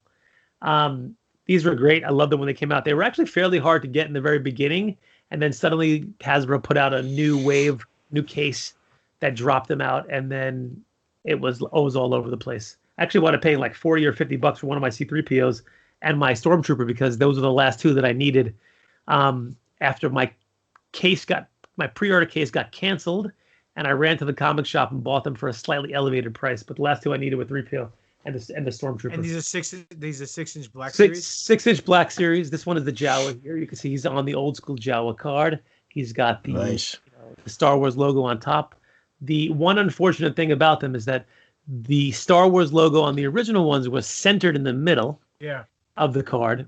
This is off to the side because sometimes that bubble comes up a little bit too high and was going to cover the Star Wars logo. So they had to make some provisions to not make these so fucking enormous that, you know, if they were on the legitimate cards that were the same size as the old ones, they would have been a little bigger than this. But the bubble comes up like on a Chewbacca when the bubble really comes up high. So you had to move the logo over a little bit. So that's the reason why the logo was moved over to the side from there. So they decided to do that for all of them because the Chewbacca would have looked a little out of place with his logo moved to the side. I think they should have just did the Chewie with the logo to the side. But anyway, here's the Jawa. He comes with two guns. It's not soft goods. It's actually the hard plastic goods from over there. Good. Again, one of the original 12 that came out. This was after they did the re-release, was readily available because Toys R Us was dropping literally like cases of Jawas at one point, and I kind of stocked up a little bit for the army. Speaking about Death Squad Commander, What does Jawa say? Utini, and the Jawa, he said, Utini, to my master Jabba the Hutt. So, Man. what Christmas is not complete when mom and dad hand you over the Death Squad Commander?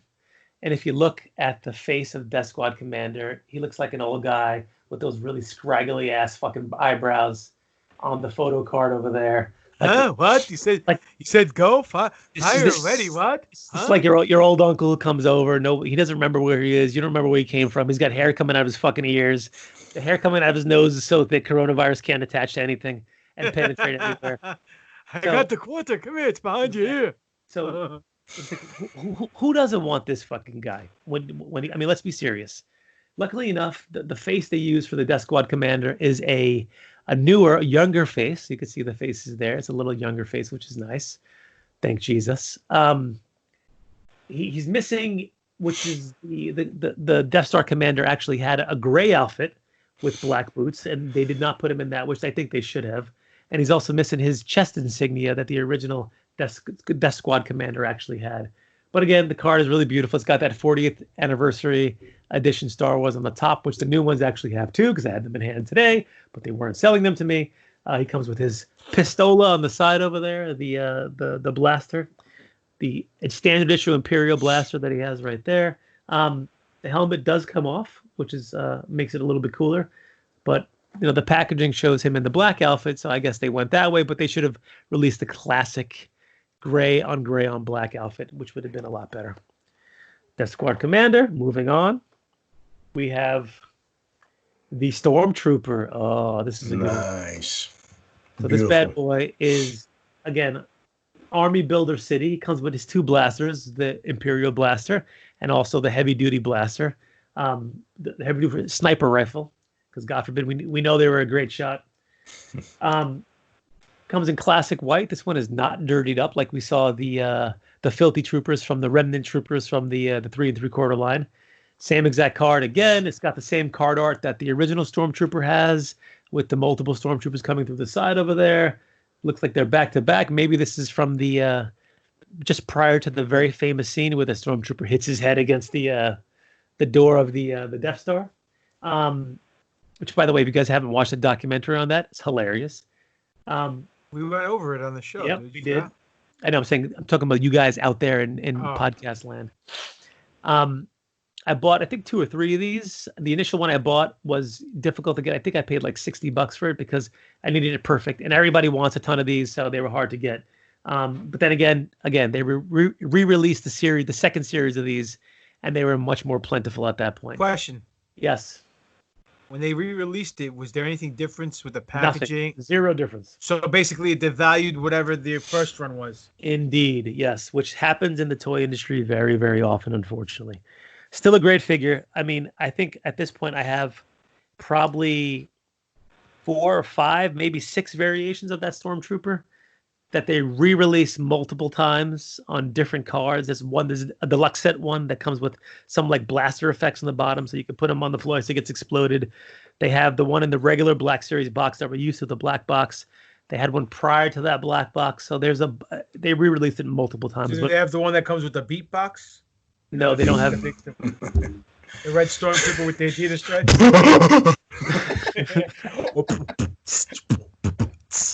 That one does not exist, but you could make it though if you'd like, so, which is fine. And last but not least is our boy, the Sand People. And it does say Sand People on top over there. It does not say Tusken Raider if you look at the thing. Also says tremendous. It says Home des Sables. Apparently that's Spanish for Sand People. Or I sell oranges on the side of the road.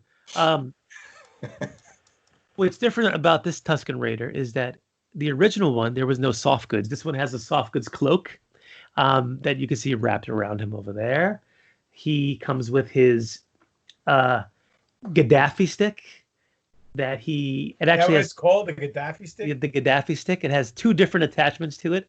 So one that has more of a kind of like a spiked handle to it at the end of it, still with a kind of mace-looking thing to it. The other one has a mace as well, but it has kind of like see-through flanges between it, so the blood could drip between the 2 of them.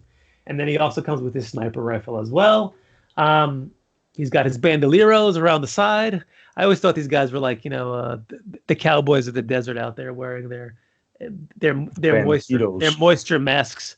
Not for nothing, I never knew they were human. Yep, which is even. I always thought they were an alien race. And now they speak sign language. That's cool. And they can be force sensitive too. They can. Dorothy Board Crate. Yep. Not canon. Not canon. Oh man. Again, original card it came with. Come on, guys. On the original Star Wars figures. This was actually one of my favorites because he was very versatile. You can make him a bad guy. You can make him a good guy. You can put him in the sand. You can put him in the snow. And having multiple of these was always fantastic. And the worst thing about them when you were a kid in 77 is that those little fucking horns on the top, it would take about 2.3 seconds for them to either get chewed off or them to have the paint completely worn off of them. And then they would be like white horns instead of the silver horns they were. So if you're a collector and you're going back to buy the originals, you want to make sure that the horn and the mouthpiece has no paint scuff on it all and has no paint wear on it, which is very difficult to find, even from adult collectors. But these were great. I can't wait to have the new ones home. I had them in hand already, but I want them home. I've already got their plastic cases. These are my extra ones, by the way. I have my other ones up on the wall. Hasbro also released a few aside from those original 12, they released a few special editions. So one of them was a GameStop edition, which was R5D4, which was the droid originally that Uncle Owen picked up that malfunctioned in the desert, which wasn't one of the original 12, but he was still in the very beginning of that line. which was an exclusive. The Star Wars Celebration from 2 or 3 years ago released a Luke Skywalker in his X-Wing pilot outfit. Ooh. That was very chrome. The box was different because the whole box was chrome, which was exceedingly difficult to get. You had to be at Celebration. They did not go on sale on the website afterwards because there was none left. Luckily enough, I had begged and pleaded one of my longtime friends from an old school website that I used to be involved in called the Star Wars Trade Federation. It goes back to like 1995, 96. Right when we were having episode 1. It was called something different before that, but when episode 1 hit, it changed to the Trade Federation. And one of my boys from 20 years ago, I asked him if he could pick me one up on Facebook. And he said, yeah, sure, no problem. And then I didn't hear back from him for like 3 months. And then I finally remembered and hit him up. And he's like, yeah, I have it in my house. You want me to send it to you? And I'm like, oh, shit. So he saved me probably 200 and change picking that one up, which was really nice. What other ones they had? I think that was it. They released a Boba Fett, but that was recently. Boba Fett, where? And then the 2 from episode 1, the Kenobi and the Maul, were also released on those big cards as well. I'm happy to say I have them all. I'm excited to get the new ones that are coming out. Is the Maul in soft good or hard good? The Maul has hard goods. I'm excited to get them on pristine, perfect cards. So we know the new set coming out has Yoda, has Luke and Bespin, has Han Solo in his new jacket and his pants, Hoth Leia, and the AT-AT Commander was the 5 that I saw out there. No Lando? No Lando. Lando's in the next wave. So they're going to have 2 waves. Lando will be in the second wave that comes out. Imagine if they make his hair soft goods and shit. It has to be flocked. Like a chia pet. So that's Tatooine Boys this week. Fucking awesome. Very, very nice. Always impress us with what you got, Doc. I can't. That's what the ladies say. Yeah, right. You wish. Like I was saying before I was rudely interrupted, you always impress us with what you have because I've been in your house and that little fucking closet you call an office has a treasure trove of goods. So it's always good. It's like a clown car with like 7,000 clouds coming out, except it's all figures. Yeah, it's dope as fuck though. So anyway, anything else you guys want to add before we go home? I think. Oh, one thing that popped me this week was the fake Mandalorian trailer that came out.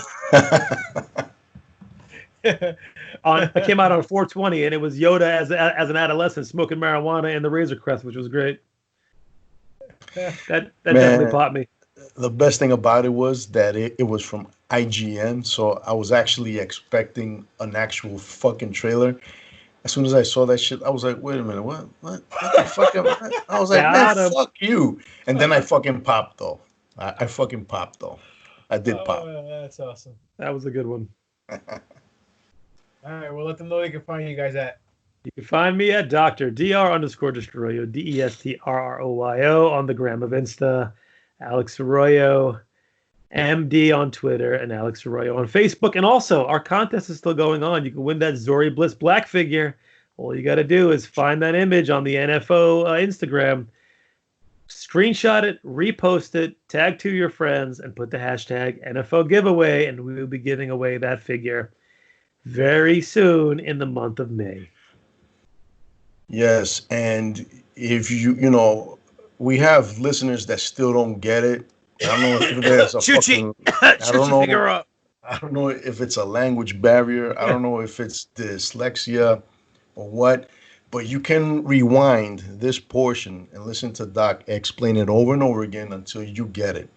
Anyways, you can find me on Instagram, Spiro_A, Darth_Spirit on Twitter. I am Handsome Reaper. You can also find me on YouTube, Handsome Reaper TV.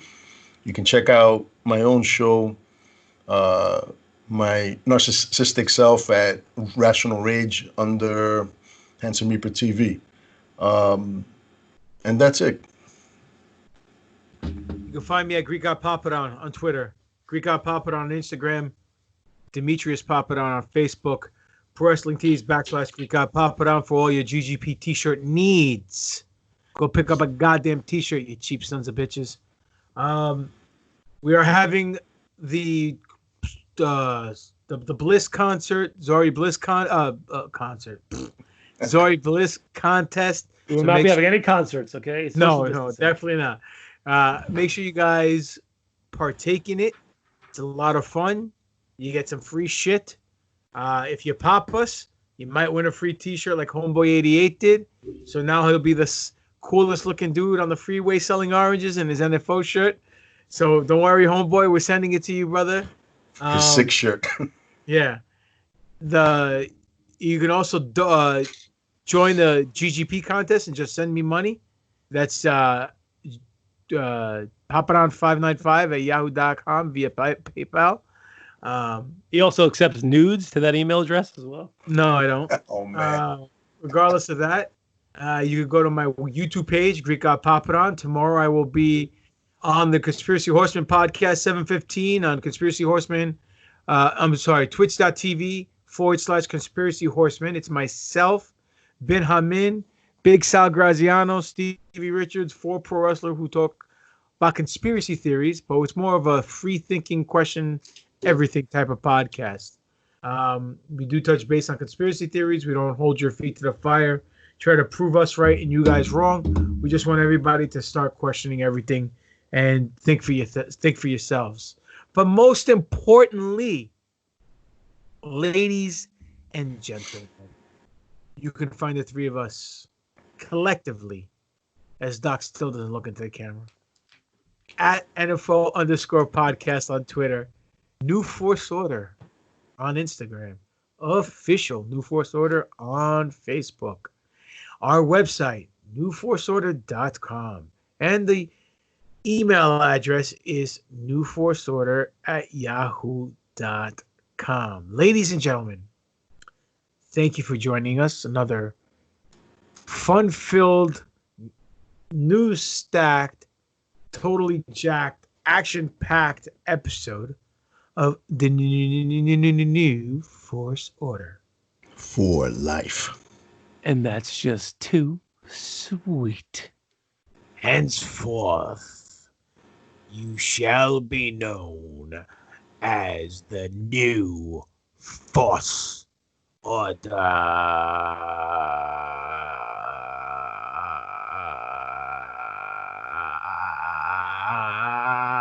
Gush.